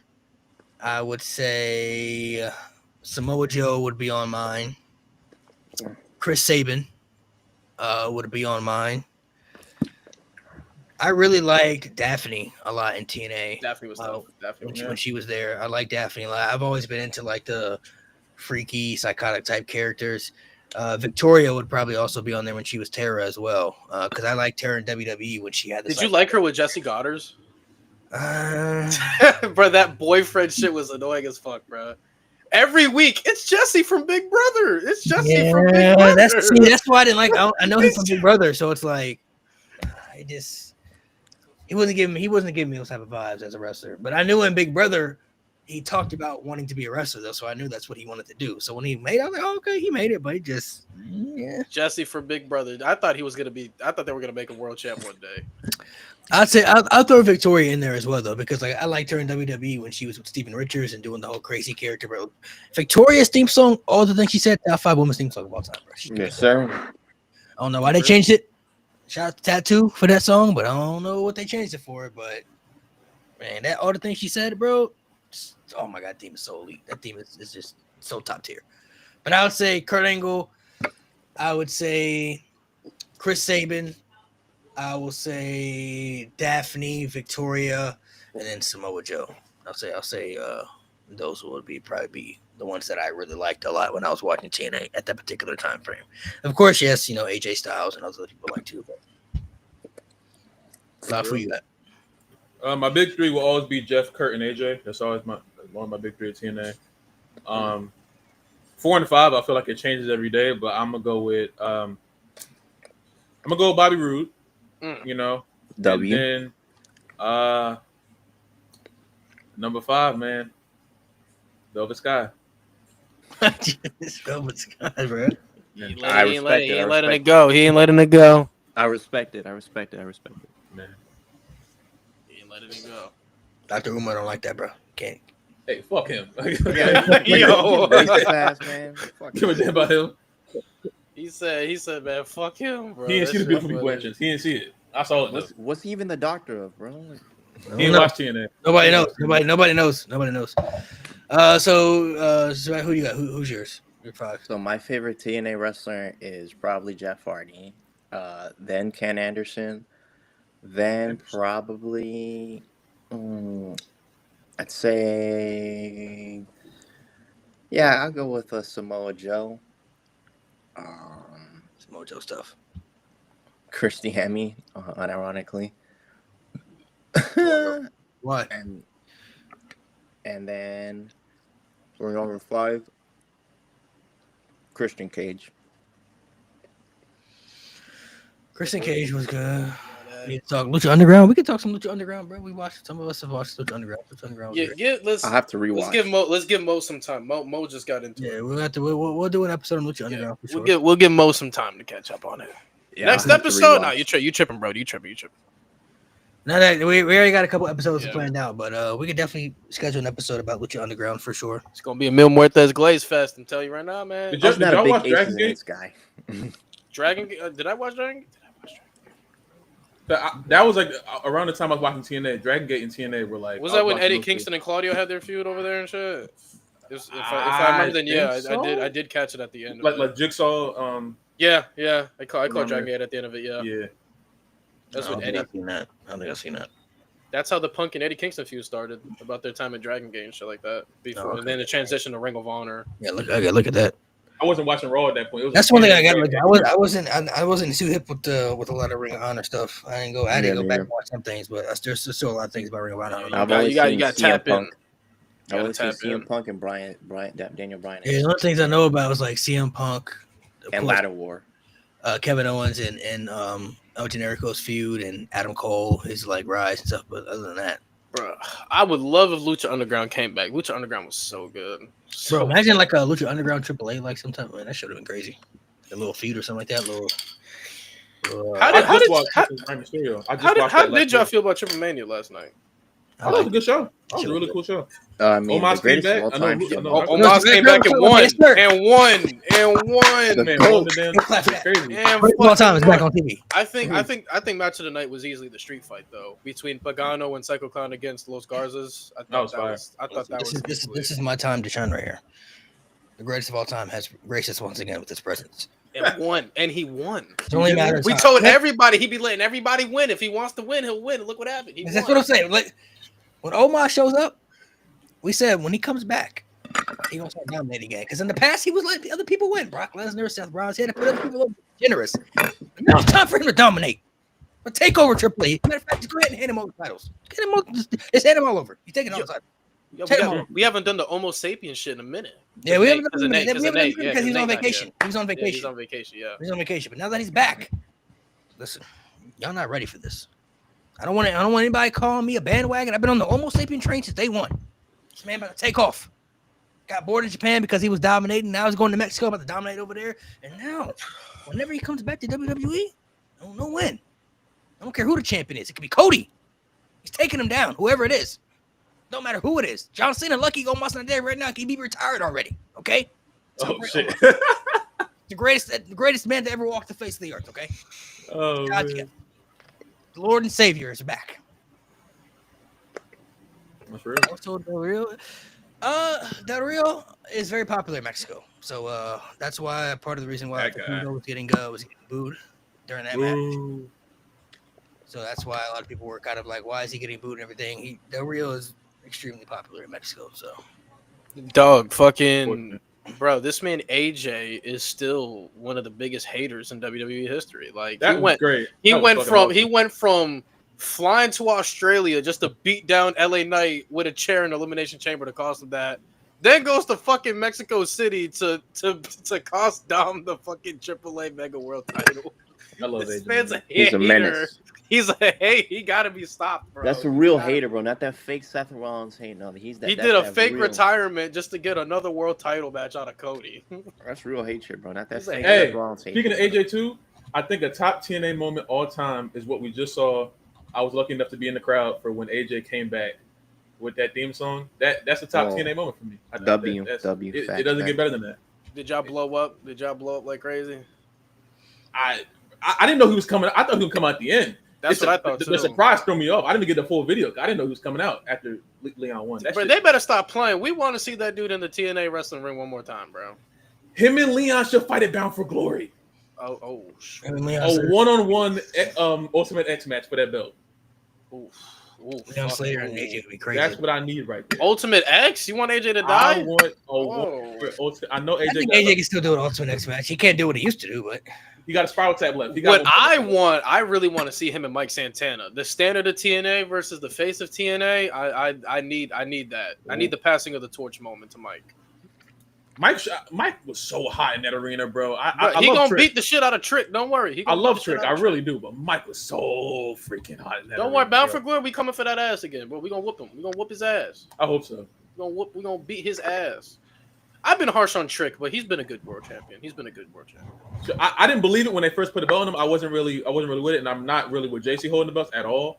But Trick is really. I'm still not with Trick's matches. I still don't think, but I do think that his overall character structure as champion is good. I'm still not sold on him as a in-ring world champ guy though. Still, total package, yeah. Total package. I'm still not sold. Lex Him and Luger. Mello are just like, it's so weird how Mello and Trick were like started out, and then now it's completely flipped over. They were pretty good with each other. Oh my god, They need to come back. That's bro! all I On the want, main bro. roster, running the tag division, I need that. That's what Trick and Mello gang win the belts, bro. Oh, So we got Melanote Miz. Bro, they Turn that off. both mask each other's weaknesses. Mello masked the in-ring weakness of You Trick, know? and Trick masked the weakness of the mic work of Mello. Like it's perfect. And they it's got literally Miz perfect. Mello don't miss, dog. beating Fraxion for no reason, by the way. Mello don't miss, bro. I mean, that's good for them though, because they need to start getting Melo on a win streak. So Triple H is the worst. He's. I heard he's man. finally getting reactions, so good for Mello. They were in Boston. I would hope so. Oh shit! Oh damn. and they were in Boston. So I mean, The only Boston. the only hope I have right now is that since Cena's last match is in Boston, that Mello retires Cena. That's the only. I'm going to that Cena show. I'm going to that show. No, I'm me gonna too. go. I'm locked. I'm gonna go. I'm gonna go. I Bet. don't. That's the only time where I don't care how much a ticket. It could be $500. I'm gonna go. Bro, we locked, go. bro. I've never That's- seen Cena a day in my fucking life. At least one time, bro. I gotta go, bro. That's my next show. That's my next show I'm going to. Word. Gotta see that. I've already I seen him. gotta I've seen him twice already. So I might get to see him a third time before he retires, but it depends. But Take your ass to Boston. Shit, might as well. Last For real. match, go ahead and cry with everybody. Last I don't know about Boston, bro. That's a far away. Well, I got to feel people gonna jump the barricade. On my mom, they are, bro. I'm throwing my shirt in the ring. I'm a anything that, bro. I can't. Sign it. Let me check. I need. It's I up gotta to get a me. meet and greet before he If it's up to retires. me, if it's up to me, see the job at Omas, bro. But that doesn't mean, you know what I'm saying? All right, man. If it were up to me, he'd be facing. Oh my, Loft. That's what I want to ask you about. How do you? Oh my Oh, no. god. Oh my god. I saw your TikTok about it, but I Yeah. want to know even more. Like, how do you feel about Cena, Logan Paul, and Clash of Paris, bro? Are you Bro, that made me so mad, bro. That shit is terrible, bro. Triple H, you gotta be like, Why- stop, bro. like we could have do AJ over there? Like, Bro, AJ would have been cool. anybody but him, bro. Oh, he's a heel. No, he's a dickhead. Triple H can't make heels. He's a bad guy. No, he's a dickhead, bro. It's lazy booking. Logan might go over. oh nah, man, I'd cry, bro. I'd cry for y'all. What's stopping for Logan? What's stopping Logan from going over? Please. I don't know. You know, Cena's not gonna step in and say, "Yeah, I'll win." Logan called him. Yeah. Cena called him underrated yesterday. Was it today or yesterday? He called him underrated. Y'all thought I was off. Y'all thought I was off. No, I'm not. I'm not. No, I'm not gonna lie. That's kind of crazy, Cena. Yeah, Underrated at what? At what? I've been trying to figure it out. I'm like- I've been trying to I figure mean, it out for 13 hours. everybody knows Logan can be a good in-ring performer, but what else? Like For underrated at 13 what? hours, I've been trying to figure out what did he mean by that. What you mean underrated? Like He overall? said pack? that. He said that, and the crowd was like, "All right, what's your favorite match?" No, I would have grabbed the mic and said, "What do you mean by that, sir?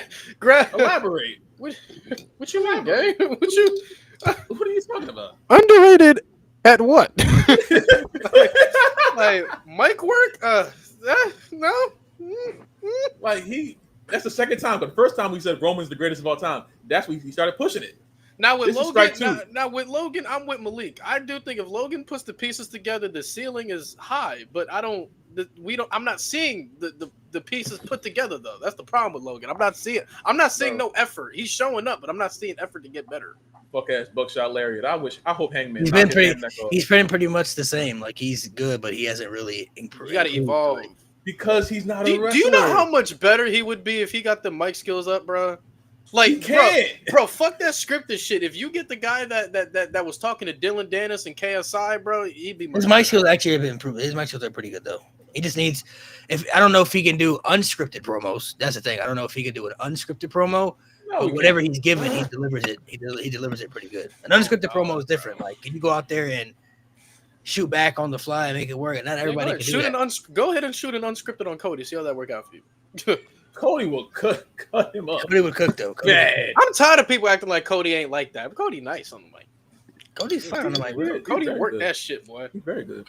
Cody was fine on the mic. He cooked Cena. All I see is Hangman's mood. Shout out Hangman, bro. I know he studied Hangman. He ain't fooling Shout out to nobody. the I know AEW he World was. Champion. Cowboy I- shit. Cowboy Yes, shit. sir. Indeed, cowboy shit. Best wrestler in the world. Cowboy What are shit. we talking about? Best Come wrestler. on, Yes, man. sir. Yeah, everybody steals something from everybody. You know. He Bro, just, there's no, but he makes it so obvious though. The buckshot is one thing, but the fucking power slam moonsault from the second rope, you're not fooling nobody now. I caught your ass. We caught your ass. Oh, he can do a right hand punch. I was like, all right, y'all are just y'all. I y'all hate killing that. me. That's the one move I hate. He does the Y'all are killing fucking. me. There's titanium in his fist. his finisher is fire though. The new finisher is fire. Yo, though. I could see. Yeah, the pollinator. Yeah, the Man, that SBR 2010 creative finisher ass move. I'm not trying to see all that. Don't act Pulverize- like don't pulverize act is like fire. you wouldn't spend 30 hours in total creating finishers, man. Don't act Yeah, like you better would than do the that. pulverizer. Nah, I can't let you get away with that. That shit fire. It's fire. shit Bro. I can't let you fire. get away Fire. with it. That shit Turn fire. that off. I can't let you get away with Slam it. dunk that shit in the trash. I don't know how he's can, gonna bro. try to hit it on Omos, but you know, He don't want Oh. smoke on us, bro. He don't want smoke on us. Omos should squash him in 10 seconds. That's what I'm I talking don't know. about. I don't know how he's gonna try 10, to that's do it. generous. 10 is generous. Man, I'm about nine. Logan just got to give. He ain't fool nobody. I know he watches AEW. Ask him about Hangman. Whoever sees Logan, ask him about Hangman. No, tell him to bring himself over to AEW and try it over there and see what happens. Knock his damn head off. Oh shit! Bro, Knock yo, his damn head Osprey off. would take his soul. Osprey would kill him. That Like, the hidden literally. blade shit. Nah, put him in there with Takeshita. I want to see some. Oh, I want to see some. I just No, want to. you I just wanna want to see see him if he got die. it. I just Yo. want to see if he got it. I just want piss to Okada off and then throw him in there. Throw him in there with piss- Kenny. Let's see what happens. Kenny. I want to see what. if I had to watch Kenny Omega wrestle Logan Paul in 2025, Actually, Logan, I will cape for you to get a year-long WWE title reign if you just go in there with Jon Moxley. Just go in there. A 25-minute match with Jon Moxley. Texas Death Match. Texas Death Match. I just want to see what I just want to see, bro. If you can do that, You don't want that. if you can do that, I will applaud you. I will buy all your merch. I will. He ain't built for all that. He ain't built for all that. Bro, just I go think over there, for, face for, box, for face I think box. for Logan Paul, if he's going to attempt, I guess you could say the word is to try to gain the respect of majority of people, he needs like his tough guy match. Like Randy Orton had the match with Mick Foley that like really put Randy Orton on the pedestal where people saw the Talking potential. about Randy like, oh, died. You got Randy like Orton. 10% offensive. It wasn't even about Randy Orton winning that match. It was the fact what he went through facing a hardcore legend like Mick Foley, knowing that he could hang in that type of environment, that type of match. And I beating feel like Logan needs that type of match with somebody. It doesn't even have to be an extreme type match, but he needs to feel like maybe he's being tested or pushed to the limit beyond. Like he had the good one with Roman, that was really good. The Seth Rollins match at WrestleMania was really good, but like I feel like he needs something coming out where people are looking at him in a different limelight. Like, oh, like Logan Paul, like that was who in WWE is hardcore heavy right now. like him versus like Sheamus. You know what I mean? Like a Sheamus match. Man, he don't want that. He don't. He don't want that. You know, he don't want A that. Sheamus match would be like something that's like a brood, like a Gunther match. You know what I mean? Like Ilya. Ilya Dragunov. Oh, you know, man. like those people. Like, Yeah, and even Sheamus like kicked the his Cena ass. match. I think the Cena match could help because I feel like what I'm gonna take out of it is I feel like there's no reason for him not to be able to go into this match, whether he wins or loses. But it's about the knowledge that he could gain from somebody like a John Cena. Pointers, questions, whatever you could get, like whatever you can teach him in that time frame about a match, how to lead a match, how to listen to the crowd. Like there should be something Logan Paul should take Timing, out of this. all that shit. Yeah. Yeah, there should be something Logan Paul should take out of this match to be able to use to benefit himself moving forward to get better and better. Because he already has the athleticism. I think he has the skill set. He just needs to be able to be a guy that you can depend on to leak stories and matches. That's the level that he's not at right now. Working with somebody like John Cena, you only should be able to improve from that, especially when they continue to put him with top guys. He's had matches with Roman, AJ, Rey Mysterio, Seth Rollins, and they continue to put him in the ring with top superstars. So obviously WWE wants him to get to that level. Yeah. He just has to be able to show that he can get there. So if I'm working with John Cena, his last match ever, and going to be in Paris and everything, like I'm going to try to soak as much Pick knowledge his brain. Yeah. from this guy within that match. I'm gonna listen to everything he tells me to do in the match. I'm gonna pick his brain, like just see what he's just to see things that maybe he's not seeing in those aspects. So if you need a respect match, I just petition him to just work with Obafemi. Then might as well, right? Oh, brother. Obafemi is a good one. I don't want Oba to come to Raw or SmackDown because if Triple H finds a way to like book him the wrong way, Oba's like, listen, gang, about moving up. Ooh, Logan Paul. I can do some stuff in TNA too if you need me, Sean. Come on, you know? Logan versus you know what match they're gonna have? They're gonna do Logan versus Braun Breaker eventually. That's gonna be a match. That's gonna And be Braun gonna kill him. I wouldn't hate that, but Braun has to like spear him the hard way. Like Braun spears don't even like he's like hitting him like he's not hitting him as hard. Like Carmelo Hayes out the air, Braun breaking his spear. He was crazy. He ain't hitting them that hard no more. You know? or that Tyler Bate Worlds Collide spear. I feel like the one thing that's the one thing Logan needs. He needs that match that's gonna make him undeniable. Like whether people like him or not, like you can't deny him at this point. Like he's like that. He needs that match, like that match to really put him up there. Like you ain't gotta like him, but you can't deny that he's just good at this point. Like he's really like that. He needs that type of match that really makes him stick out, to where people will just have that feel. Because there's always wrestlers that like you may not like or gravitated towards too, but then they get to a point where it's like it becomes hard for you to really not accept that they're actually just good, even if you're not a fan of them. They're just put him in there with Jacob. Fatu would be crazy. I think Logan, for me, he has to go somewhere that's not WWE because obviously I feel like they're in a way of like they're going to make him look always like they're prioritizing him because they want him to be something. He has to go somewhere like an AEW or TNA or even somewhere outside of like the big three for him to be like, all right, this is what, because right now he just seems like a byproduct of the WWE, which I don't give a fuck about at this current moment. He got to go somewhere else where they don't really give a damn about him and then say, all right, now perform. For me with Logan, I just need to see the improvement, because right now I just feel like he's just living off his name, and they're hoping to get something out of it. Yeah. I just see no development, no improvement, and I would just like for him to improve. Like reps is everything. Like you're not gonna get better if you're wrestling once every month. Like I need you to wrestle more TV matches. Like work with a Pete Dunne, work with a Tyler Bate. You know what I'm saying? Work with guys like that to get you better, so that your main event matches don't look like shit. Because Jey Uso was dog shit. The tag match up until the ending was dog shit. What else? What other matches Logan's had that's dog shit? The triple threat match with Rey Mysterio and whatever on SmackDown, dog shit. Match with Rey Mysterio, Crown Jewel, mid as fuck. So like, when he's not consistently wrestling, he's pretty fucking bad. That's why I don't let the Roman and Seth matches cloud my judgment on him. He can have good matches, but he's had more mid to ass than good. Yeah, It's the Ronda Rousey effect, man.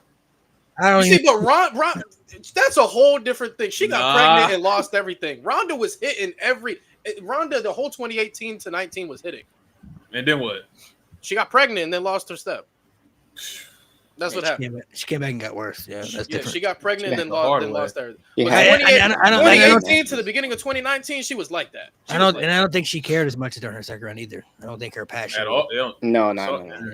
I feel like Logan. I think Logan really wants to get better at it, but like everybody said, I don't even think he has to go outside of WWE to prove so. Because there's people who've been in WWE and just haven't been good. Even like we used Eva Marie earlier. Like she was bad at everything. Like, How you trained by Brian Kendrick in your ass? I don't understand.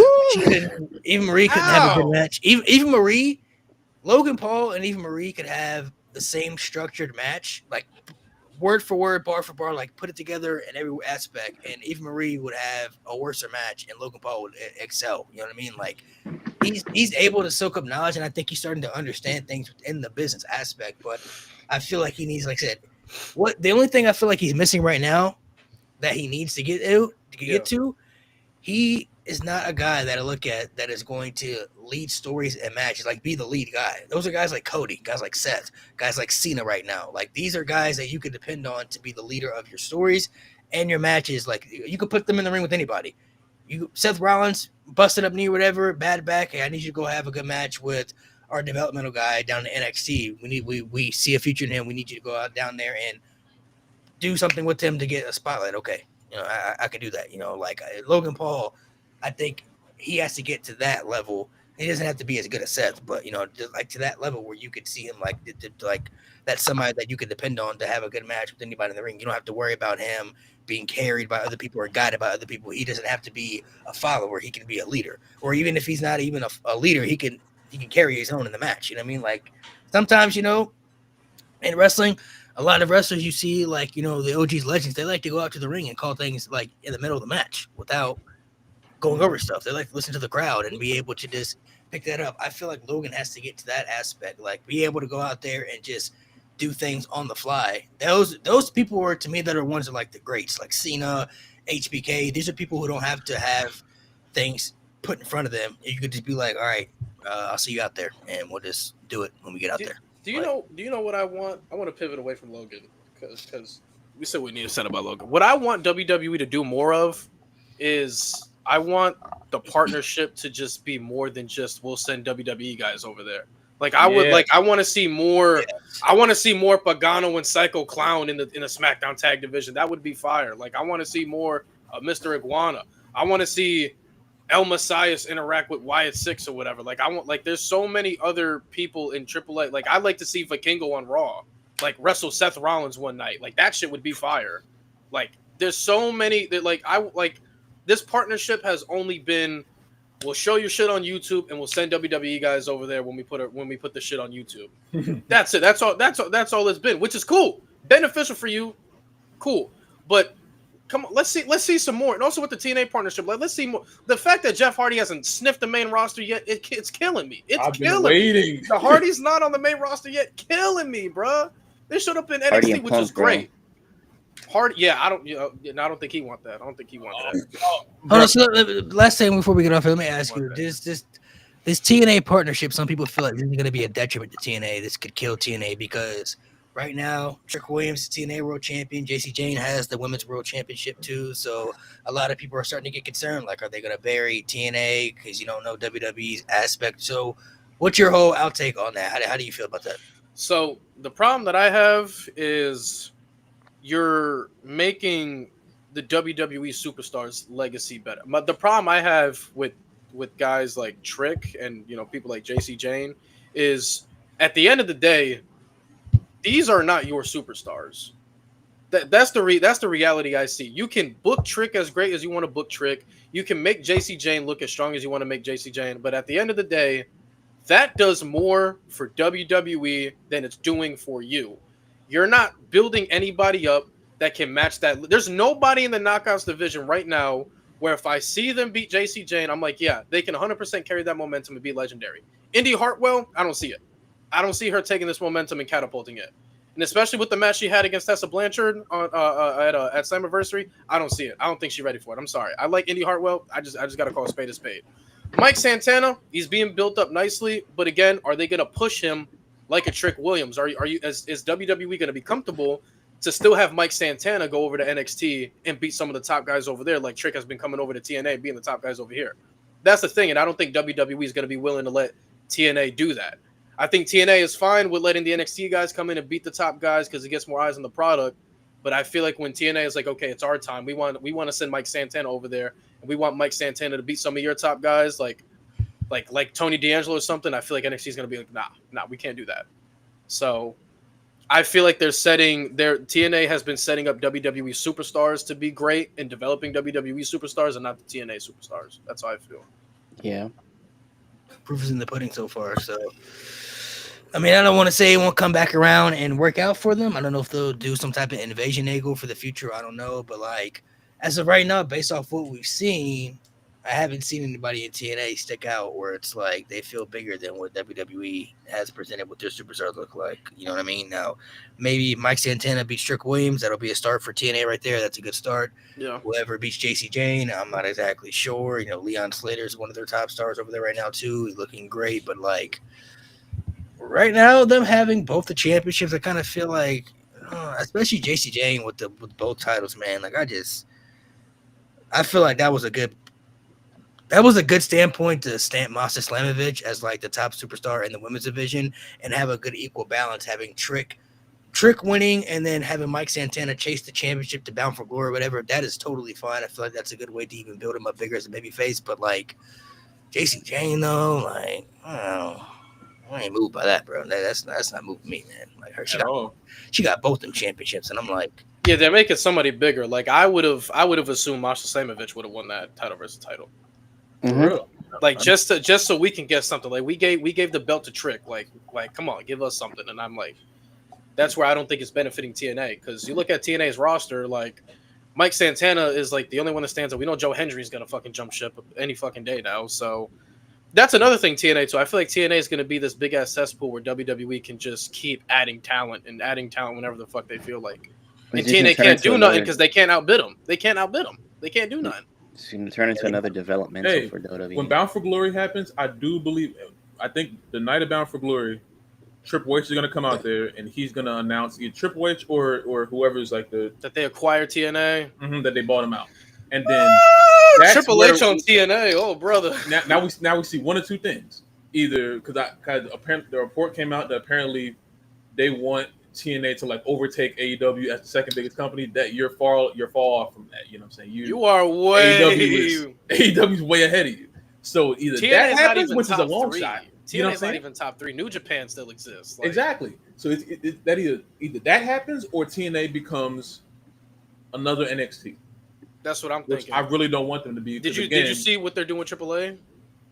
They're slowly doing the shit with AAA. The Sean Ross Sapp, I think Sean Ross Sapp reported that WWE is making AAA change their logo to like something better. They're already changing their logo. Oh, I didn't know that. Oh shit. They're not rebranding AAA, but they're changing their logo. They're giving them an updated logo. They're slowly brand them out differently. Yeah, that's how it begins, bro. You know AAA. You know what? Give them an inch, they take them out. You know what I'm You saying? know, WWE's all about the branding and stuff, marketing, so they want to brand the I shit. want to know how Vince feels about this. I want to see his reaction. Is he probably Sure, having I a heart do. attack? He's probably having a heart attack right now. Oh yeah, and the fact that they got other promotions. He's like, well, honestly, no, Vince, if they were gonna buy other promotions, that's what Vince did back in the day. He bought everything, so he didn't have any competition. So see, buying a promotion is one thing. Buying them and keeping them around, Vince is like, You're buying them out and then just like killing them. That's what he would do. Triple H is trying to like, expand it. yeah, but at the same time, his expansion. WWE and TNA historically don't work well together. I just think like the both of No. them do not. They don't mix.